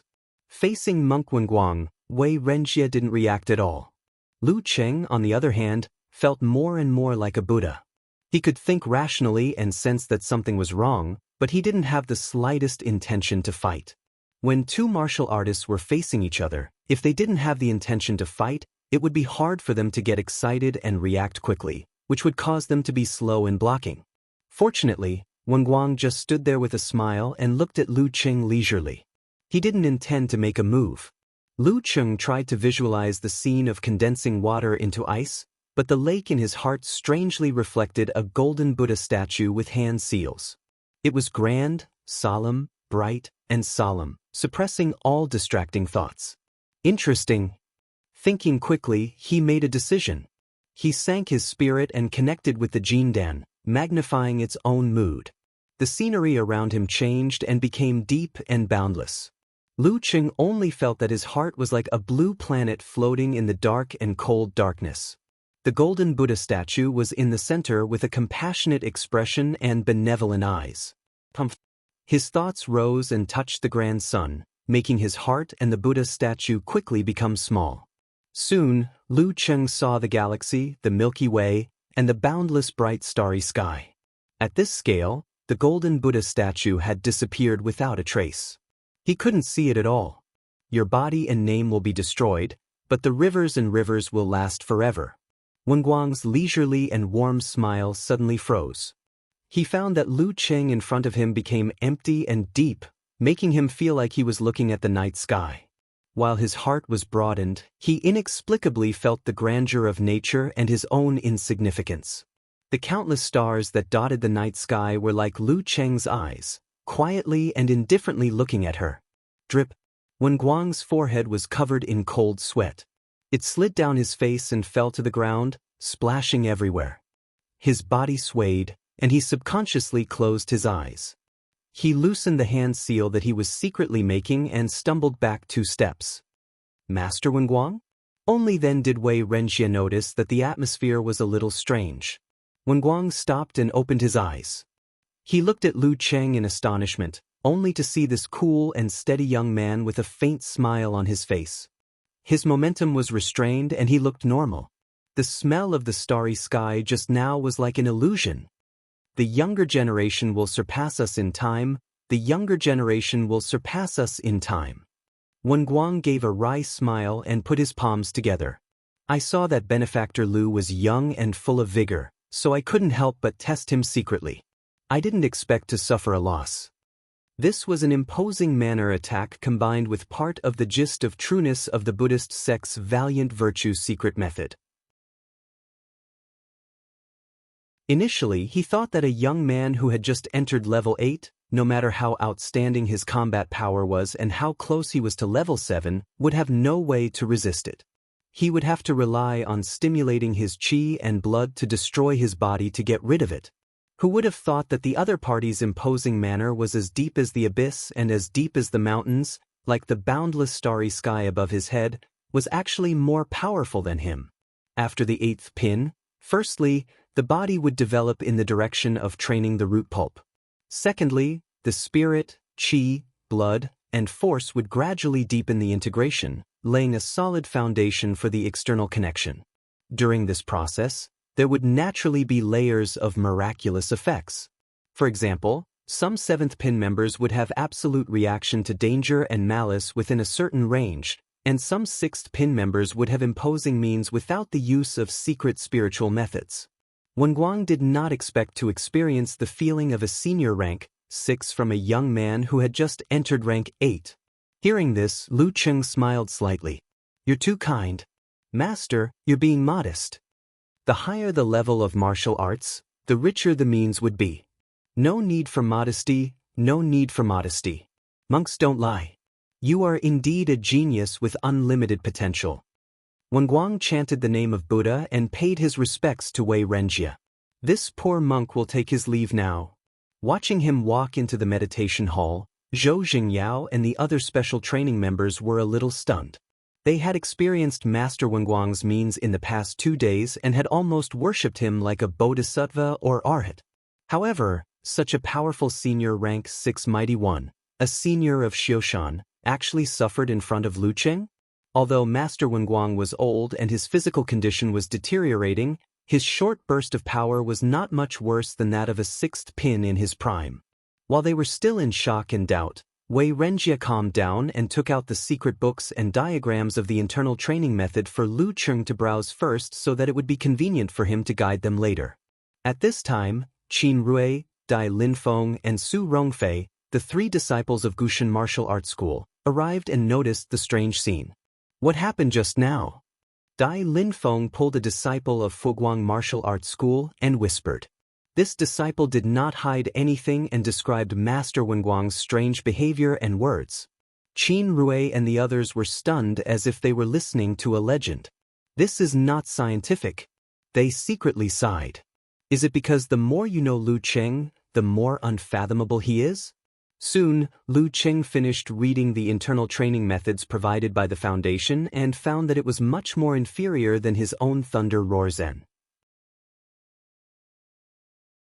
It was almost impossible to practice Tremor Punch with it. Well, let's start practicing. I'll watch first. Lu Cheng put away the diagrams and smiled at the special training members who were standing in 3 rows. Qin Rui and Dai Linfeng took the lead and answered in unison, "Yes, Instructor Lu." Their voices were loud and clear, echoing in the quiet Zen temple without any reluctance. In a room deep in the Zen temple, Wenguang typed on the keyboard with 2 fingers and wrote an email. Got in touch with the target. Great potential, almost as good as Peng Ren. After 4 hours of guidance, Lu Cheng changed his clothes and took a car to the villa area by the backwater lake to pick up Yenjika. She had relatives in the afternoon, so she couldn't meet Gu Shuang and the others in advance. Nervous? After a short while, he saw his girlfriend walking out gracefully in a white cotton dress and a pair of canvas shoes, emphasizing the feeling of a young girl and the artistic style of youth. Yenjika rolled her eyes. Why should I be nervous? Anyway, they all know you are my Cheng. My nervousness comes from lack of confidence. Facing Cheng's friends, I am quite confident. They chatted and laughed, took a taxi to the place where they were treating guests to dinner, Drunken Beauty Mountain. According to the message sent by Gu Shuang, they found the private room directly. In the private room, Qin Rui had already arrived and was talking cheerfully with Fatty Jiang, Tao Xiaofei and Du Liu. From time to time, he would steal glances at the mature and beautiful Gu Shuang opposite him. Xing Jingjing sat between the petite and pretty Song Li and her best friend Gu Shuang. Although she looked indifferent, there was nothing unusual about her. She was whispering something to her 2 friends. From time to time, she would accompany Jiang Fei and the others to reminisce about the past in the No. 1 high school. She heard the footsteps first. When she turned around, she happened to see the door open and Lu Cheng and Yenjika walking in hand. Jiang Fei subconsciously held his breath. He saw that the girl he had seen before was even more beautiful than she was in the past. She was even more beautiful than she was in his memory. However, she was less polite and courteous. Her eyebrows were more lively, and her eyes were filled with the taste of the mortal world. His good friend was not tall, but he was tall enough. He was not handsome, but he was pleasing to the eye. He was calm and gentle, confident and modest. The 2 of them walked in side by side, their fingers interlocked. It was like a scene from a TV series was imprinted in his eyes. They were a perfect match. The melancholy and sadness in Jiang Fei's heart completely disappeared. The room was quiet for a while. When Lu Cheng and Yenjika walked to their seats, Du Liu picked up his wineglass and said with a smile, "Ching, you have to apologize to me. You can use tea as wine and toast me 3 times. Before the others could say anything, he explained, "It's your fault for being so good. Your girlfriend always praises you in front of our Song Li. In the end, I'm the one who suffers. There's no harm without comparison. Song Li's favorite thing to say now is that you should learn from Ching, blah blah blah." Before he could finish, Song Li pinched him and glared at him. Lu Cheng looked at Yenjika with a smile. He did not expect her to praise him in front of her best friend so often. Yenjika turned her head and raised her chin. She did not respond. "Okay, these 3 glasses deserve it," Lu Cheng replied cheerfully. When he was about to pick up his glass, Gu Shuang touched the roulette table with the bottom of her glass and said with a smile, "Let's toast together. I wish that Cheng and Ku will always be united and grow old together." "What kind of line is that?" Yenjika scolded Gu Shuang. "Hee, I wish you all the best." Gu Shuang cheekily encouraged the others to toast them. Tao Xiaofei and the others were eager to see the world in chaos. They said in unison, "I wish the 2 newlyweds will be of one heart and grow old together, ha." Lu Cheng looked at Yenjika with a smile and egged her on, "Drink up. You all the best. You all the best." Yenjika gritted her teeth, and glared at him. She took a deep breath and generously accepted the toast. The atmosphere suddenly became lively. Everyone talked and laughed and joked with each other. In the end, they even urged Lu Cheng and Yenjika to drink cross-cupped wine. Because of the spy Lu Cheng, the girl could not resist. She had to cross her arms shyly and drink a glass of juice with him. Time flew by after the gathering. Lu Cheng practiced his martial arts step by step, taught the VIP class, and gave pointers to the special training. From time to time, he would visit his grandparents, as well as visit his elders like Director Xing and the others. Of course, the most important thing was his date with Yenjika. Because his house was not safe, he could only consider the girl's bedroom. The number of times they made out could be counted on one hand. But every time, Lu Cheng remembered it clearly and was very satisfied.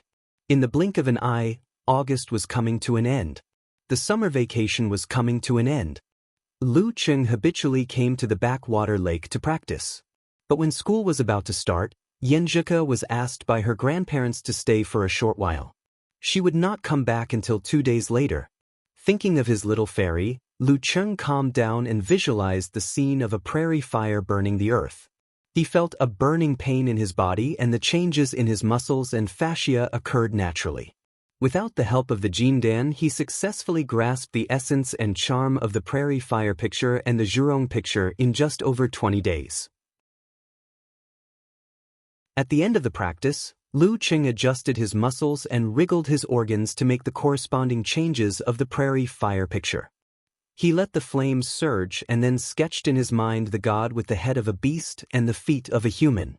The flames quieted down as if they were suppressed and tamed to the extreme. Lu Cheng took a step forward and punched the void with his right fist. Boom! An explosion rang out, and with his fist as the center, a few waves of fire rolled out, the burning intent distorting the light. Lu Cheng withdrew his hand and stopped with satisfaction. He turned around and left. With the lake behind him, he was full of anticipation for the start of school. National University Martial Arts Competition, here I come. Peng Lian, Ren Li, here I come.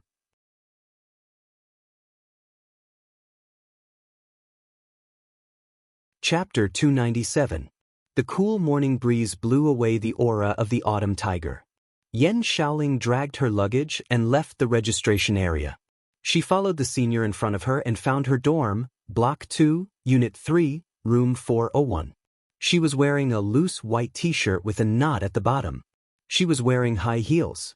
She was not as active and cheerful as she was on the internet. Instead, she was as quiet as a quail. After thanking the senior, she pushed open the half-closed door and found Room A. As soon as she entered, her vision blurred and she saw a black kitten running past her. She jumped up in fright and screamed. But when she turned around to look at the door, searching for the black cat, her eyes met with a pair of round spectacles. Yen Shaoling tilted her body and tilted her head. She looked around the empty living room but couldn't find the kitten from earlier. Did you see a cat? It's so black and it runs so fast. She blurted out to her roommate in front of her. She should be my roommate. She thought suspiciously, because this girl with round glasses was dressed in dull and old-fashioned clothes. She seemed to have left home in a hurry and brought the wrong clothes for her elders. You must be seeing things, the girl with the round glasses answered calmly. Probably. Yen Shaoling looked around again but still couldn't find the black kitten. She smiled and said, "Hello, I'm Yen Shaoling. From now on we're roommates." The girl with the round glasses nodded. He's the bed by the window. She pointed to the left. Box?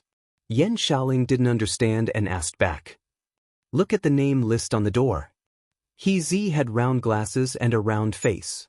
There's a name list on the door?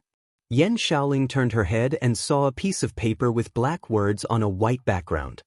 He, you're turning into a box. That's my nickname. He pushed up her glasses and smiled politely. How can you be sure that you're in room A without looking at the name list? Yen Shaoling was stunned for a few seconds and answered weakly, intuition. As soon as she finished speaking, she saw a flash of light in He's glasses. She almost had the illusion that she would be called a retard. But my intuition is right. At this moment, Another young lady came in from outside the door. She was dressed in a white Han costume with red patterns. She had a pretty face and was brimming with youth. One is dressed like an auntie, and the other is dressed in traditional Chinese clothing. Can I say that this is indeed the Academy of Arts? They are all so independent and unique. But they are all good-looking, including me. Yen Xiaoling was lost in her thoughts until the new girl introduced herself. Hello, I am Mu Jinyan. I arrived last night. Hello, I'm Yen Xiaoling. Yen Xiaoling happily replied, almost rushing up to shake hands with the other person. What to do? They're all taller than me. Even though I've already put on my combat boots. At the same time, she thought sadly. After exchanging a few pleasantries, Yen Xiaoling took out her phone and browsed the forum. She saw many replies. Let's go to the martial arts club and watch the live broadcast of Lu Qing. Brat, don't be a coward. If you don't dare, I'll call you Cowardly Ling in the future. Either you broadcast what you see in the martial arts club or you broadcast eating sh*t. It's your choice. Damn it. Why did I say that I would go to the martial arts club to film Lu Cheng as soon as I arrived at Songqing University? I'm sorry, I'm sad. Yen Xiaoling looked at the urging of Brahmin and others. She was excited and nervous. See my idol. See my idol. She raised her head and asked without much hope, What's the matter? I'm going to the martial arts club. Are you coming with me? Normal freshmen should be more concerned about military training at this time. However, as soon as she finished speaking, she heard two answers in unison, Okay. Yen Xiaoling looked at the round-faced girl, He Zi, and then at the aloof Mu Jinyan. She suddenly didn't know how to react. I just asked casually. Soon, she came to her senses and found courage in the company of her two roommates. She beamed with joy and said, Then let's go now. As for the luggage, I'll pack it when I come back. Lu Qing, I'm coming. Walking across the square, the long bridge, and the teaching area, the three girls arrived at the martial arts club. Since the school hadn't officially started yet, they found that there were few people in the stadium. Only a few people were putting up slogans. The slogans were red and black, filling the stadium with burning passion. The content of the slogans was similar, and they all set the goal. National final match. Seeing these words, Yen Xiaoling felt her blood boiling. She subconsciously moved closer to them and suddenly felt that the boy who was directing this work was quite familiar. I know you. She stammered for a long time before she finally shouted out excitedly. Kai Zongming glanced at the girl with a lowly face and thought half doubtfully and half proudly, Do I have fans? Did I get them with my face? Before he could say anything, Yen Xiaoling added, You're Lu Cheng's classmate, right? You were interviewed by the TV station together. I've watched that video many times.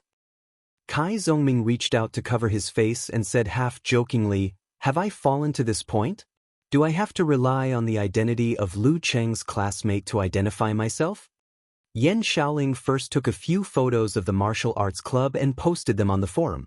Then she plucked up the courage to ask, Where's Lu Cheng? Mu Jinyan beside her also spoke at this time, Where's Lin Ke? He Zi, on the other hand, was seriously looking at the surroundings. Kai Zongming sighed and spread out his hands. The special training hasn't officially started yet. Of course, they've found a place to practice by themselves. Then why are you here? Yen Xiaoling blurted out in disappointment. It took me a lot of courage to come here. Why am I here? I have to be here. I'm the president of the martial arts club. Kai Zongming answered, annoyed and amused. You're the president? Yen Xiaoling almost showed a look of, Who do you think you are? Mu Jinyan was also a little confused. What's wrong? I don't look like the president? Kai Zongming didn't get angry at being questioned. He smiled and said, Yes, you don't look like the president. I think so myself too. Our last president graduated in his 4th year. Normally speaking, the successor should be selected from the few people with the highest martial arts skills. Only in this way can the public be convinced. But damn, one of them said it was too troublesome, and the other didn't even say anything. He just took a look and left. I wanted to decline, but the teacher said that the school had already decided. How can a good substitute like me become the president of the martial arts club? Influenced by Comrade Zhao Chong, he also learned some sentence patterns. Oh, very Lin K. Mu Jinyan smiled. This is Lin K's fan. Yen Xiaoling puffed out her small chest and smiled happily, also very Lin K. Thank you for your hard work. After that, she added a patting on the shoulder emoji in her heart. After chatting for a while, they became more familiar with Kai Zongming. Yen Xiaoling gradually showed her true colors and asked with expectation, "When does the martial arts club start classes? Can I sign up now?" "You're freshman, right? You have to wait for the military training to have a unified enrollment." Kai Zongming just said a few words when he suddenly saw two familiar figures coming over. He hurriedly raised his hand to greet them, "Senior brother's son. Senior sister Lin." Sun Jian laughed and said, "You're indeed the new president. You're so dutiful. We just passed by and found you. Serving the people." Kai Zongming pretended to be serious and amused everyone. "Senior brother's son, senior sister Lin, I thought you would be busy with writing papers and looking for jobs this semester and wouldn't come to the martial arts club." Relying on his outgoing and talkative personality, he had a good relationship with the special training members of the martial arts club. Sun Jian's eyes were in a trance for a moment, and then he smiled and said, "After 4 years in college, we want to leave a good ending. Our martial arts club is competitive in the country with 2 dance stage fighters. We'll definitely surpass the previous year's results. We're here to freeload on Lu Cheng and Lin K. For the national finals." For the national finals. Kai Zongming reached out and bumped with them, his eyes full of longing and expectation. Looking at them, Yen Xiaoling suddenly wished that it was November soon. Alas, I didn't see Lu Cheng at the first moment. Out of the martial arts arena, Yen Xiaoling was still in melancholy. He said thoughtfully, "The collision of muscles and hot blood, I really want to write an essay." You can write essays?"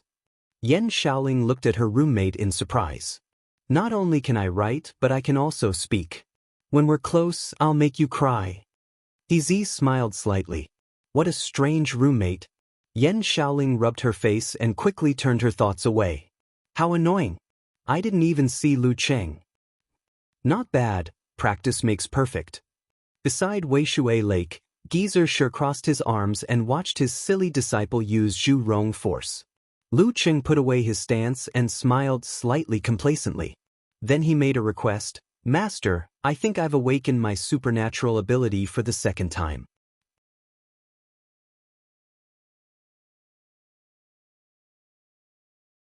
Chapter 298. The morning heat had yet to set in and the cool breeze by the lake was refreshing. Geezer sure was amused by Lu Cheng's request. "I knew you couldn't hold back. You haven't even learned the martial arts of dance stage and you're already thinking about awakening your supernatural ability. Go ahead and do it. I'll be watching over you. Nothing will go wrong." Lu Cheng chuckled and didn't talk back to his master. After the White World incident, he had full confidence in his master's strength. He had already analyzed the pros and cons of which supernatural ability he should improve first and made up his mind. The supernatural ability of frost. He chose the lesser of the two evils. The human body's ability to withstand cold was obviously stronger than its resistance to burning fire. This time, what came out of squeezing the Jindan wasn't necessarily something like hot current or cold tide. It was highly likely that they would materialize. Lu Cheng calmed down and walked to the lakeside to avoid accidentally causing a fire. He first adjusted his fascia, muscles, and internal organs to create a burning sensation caused by the prairie fire picture. The power of flame in his body grew stronger and turned from a current to a tide. Then he visualized Zhurong, who had an animal head and a human body, and stepped on a red dragon. He turned the suppressive and tyrannical charm of the commander of flames into physical and mental changes and controlled the flame that was about to fly away. Bang, bang. He swung his fists left and right, continuously bombarding the air in front of him with his fists, creating waves of crimson flames. From afar it looked like fireworks.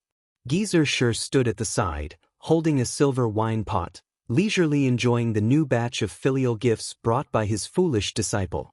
After countless punches, the air in the air was so hot that it could distort the light and make the surrounding mist look like a dream. Lu Cheng's power of flame had reached its limit and was almost exhausted. He didn't hesitate and repeated the previous process with a firm will. He twisted his waist and swung his arms, visualized Zhurong and threw a blast punch forward. Bang! As the airflow dispersed, the Jindan in Lu Cheng's body was affected. First, it expanded outward, making its nebula dazzling. Then, it quickly shrank, shaking out several layers of grandsons on the outside, turning them into flying meteors. Following the force, they rushed outward. With a boom, the surface of the lake surged, and a pillar of fire shot up a few meters high. The surroundings were filled with white smoke as if it was real. Geyser's mouth was half open. He even forgot to tilt the wine pot beside him. Was this still the performance of a 7th grade or 8th grade supernatural ability? Even an inhuman-level fire force wouldn't be this powerful. The pillars of fire quickly scattered, turning into waves that covered the surface of the lake by the shore, making it seem like it was draped in a red kasaya. After a full 5 seconds, everything returned to normal. On the long bridge, several students who happened to be studying in the teaching area rubbed their eyes and gave up the idea of calling the fire alarm. They suspected that they were hallucinating. At this time, the golden core rotated in a balanced manner, throwing out the excess ice crystals. They disintegrated into cold and were released into the host's body. Lu Cheng immediately lost consciousness. Everything was dark and silent. It was not until a warm current poured into his head from the top of his head, protecting his brain and heart, that he slowly recovered from the feeling of his mind being frozen. He heard the violent beating of his heart and the splashing sound of his blood flowing like a river. He experienced the natural change of ice floating on the surface of the water and gradually melting. A few dozen seconds later, his qi and blood surged, alleviating the coldness and nurturing vitality, reviving all things. Lu Cheng's teeth chattered and he shivered. He saw his master withdraw his left hand from his head. Geyser frowned and said, "Fortunately, you didn't try it yourself. You can awaken the power of blaze next month." Lu Cheng nodded while trembling. He had no objection to his master's words. If it wasn't for the old man's help just now, he would most likely have suffered severe frostbite that affected his internal organs. Even if he didn't die, his body would have collapsed. The backlash from the Jindan this time was several times more severe than he had expected. Fortunately, he didn't force himself. And when his body adapted to the frost and improved its strength, it would be much safer to awaken the power of blaze next month. As for the third awakening, I think the thing in your body will collapse by itself. I'm afraid the backlash will be terrible. You haven't reached the physical invulnerability stage, so don't try it. Geyser reminded him. Then he smiled and said, "Do you want to drink some wine to warm yourself up?" "Hey, didn't you quit drinking?" "No, I have hot water." Lu Cheng regained the ability to speak. "I know. Yen girl has been waiting over there." Geyser clicked his tongue and put away the wine jug. He put his hands behind his back and walked to the long bridge. This kid's supernatural ability awakening process is a bit strange. I still don't know enough about cultivation. I have to ask them to get me some information as soon as possible. When he left, he deliberately coughed twice to remind the girl in the woods. Yenjika's face turned red because of his teasing. She walked out with a down jacket and a thermos. She approached Lu Cheng and helped him put on his clothes. Then she asked with concern, "Are you okay?" She knew Lu Cheng was going to try to awaken the power of frost today. Although she knew Coach would be there and nothing would happen, she was still worried and couldn't calm down. In the end, she chose to be prepared and wait nearby. "Fortunately, my master is here." Lu Cheng didn't directly mention the danger just now. He took the thermos from the girl and couldn't wait to take a sip. He felt the warmth flowing down his throat and rippling. It was indescribably comfortable. Yenjika breathed a sigh of relief and glanced at her boyfriend. Why are you in such a hurry to awaken your supernatural ability? Your martial arts progress hasn't slowed down. That being said, she could guess what was on Lu Cheng's mind. He awakened his supernatural ability so that he could catch up with Peng Liyun faster. Otherwise, when Peng Liyun stepped into the inhuman stage, it would be even more difficult for him to defeat him in college. You should know why I'm in such a hurry to awaken my supernatural ability. Lu Cheng answered with a smile and took another sip of hot water. Yenjika pursed her lips and stared at him. She smiled first and warmly changed the topic. After this awakening, how much has your power of frost improved? My body hasn't recovered yet, so I don't know. I guess that even if I don't use the frost force, I can hurt people with my supernatural ability. But the effect may not be so good. Lu Cheng completely recovered and moved his hands and feet. Yen Zhika pecked his head and suddenly smiled. Yen Shaoling has been to the martial arts club. What? Lu Cheng was confused. That, Eternal Nightfall, the moderator of your forum. She posted a live post about her experience in the martial arts club. Yen Zhika looked at her boyfriend with a smile. Lu Cheng didn't know why he was a little scared by her smile. He hurriedly said, idols have to keep a distance from fans, or they will find all kinds of bad things about them. Then fans will change their minds and turn against them. What are you talking about? I didn't mention anything. Yen Zhika blinked and looked innocent, but the corners of her mouth were slightly raised. Lu Cheng quickly changed to a serious face. I'm just explaining my views and principles. By the way, Ku, are you going to participate in the amateur ranking event in the middle of this month? Yen Zhika didn't continue the previous topic. She looked up and shook her head. Oh, I've been praised by you so often that I've become a little arrogant. I think the ranking event of amateur first pin should be easy and not difficult at all. It can't be used for actual combat practice, so I'm not going to participate. I think I'm going to sign up for the ranking event of professional 9th pin at the end of October. It may be difficult, Lu Cheng said truthfully.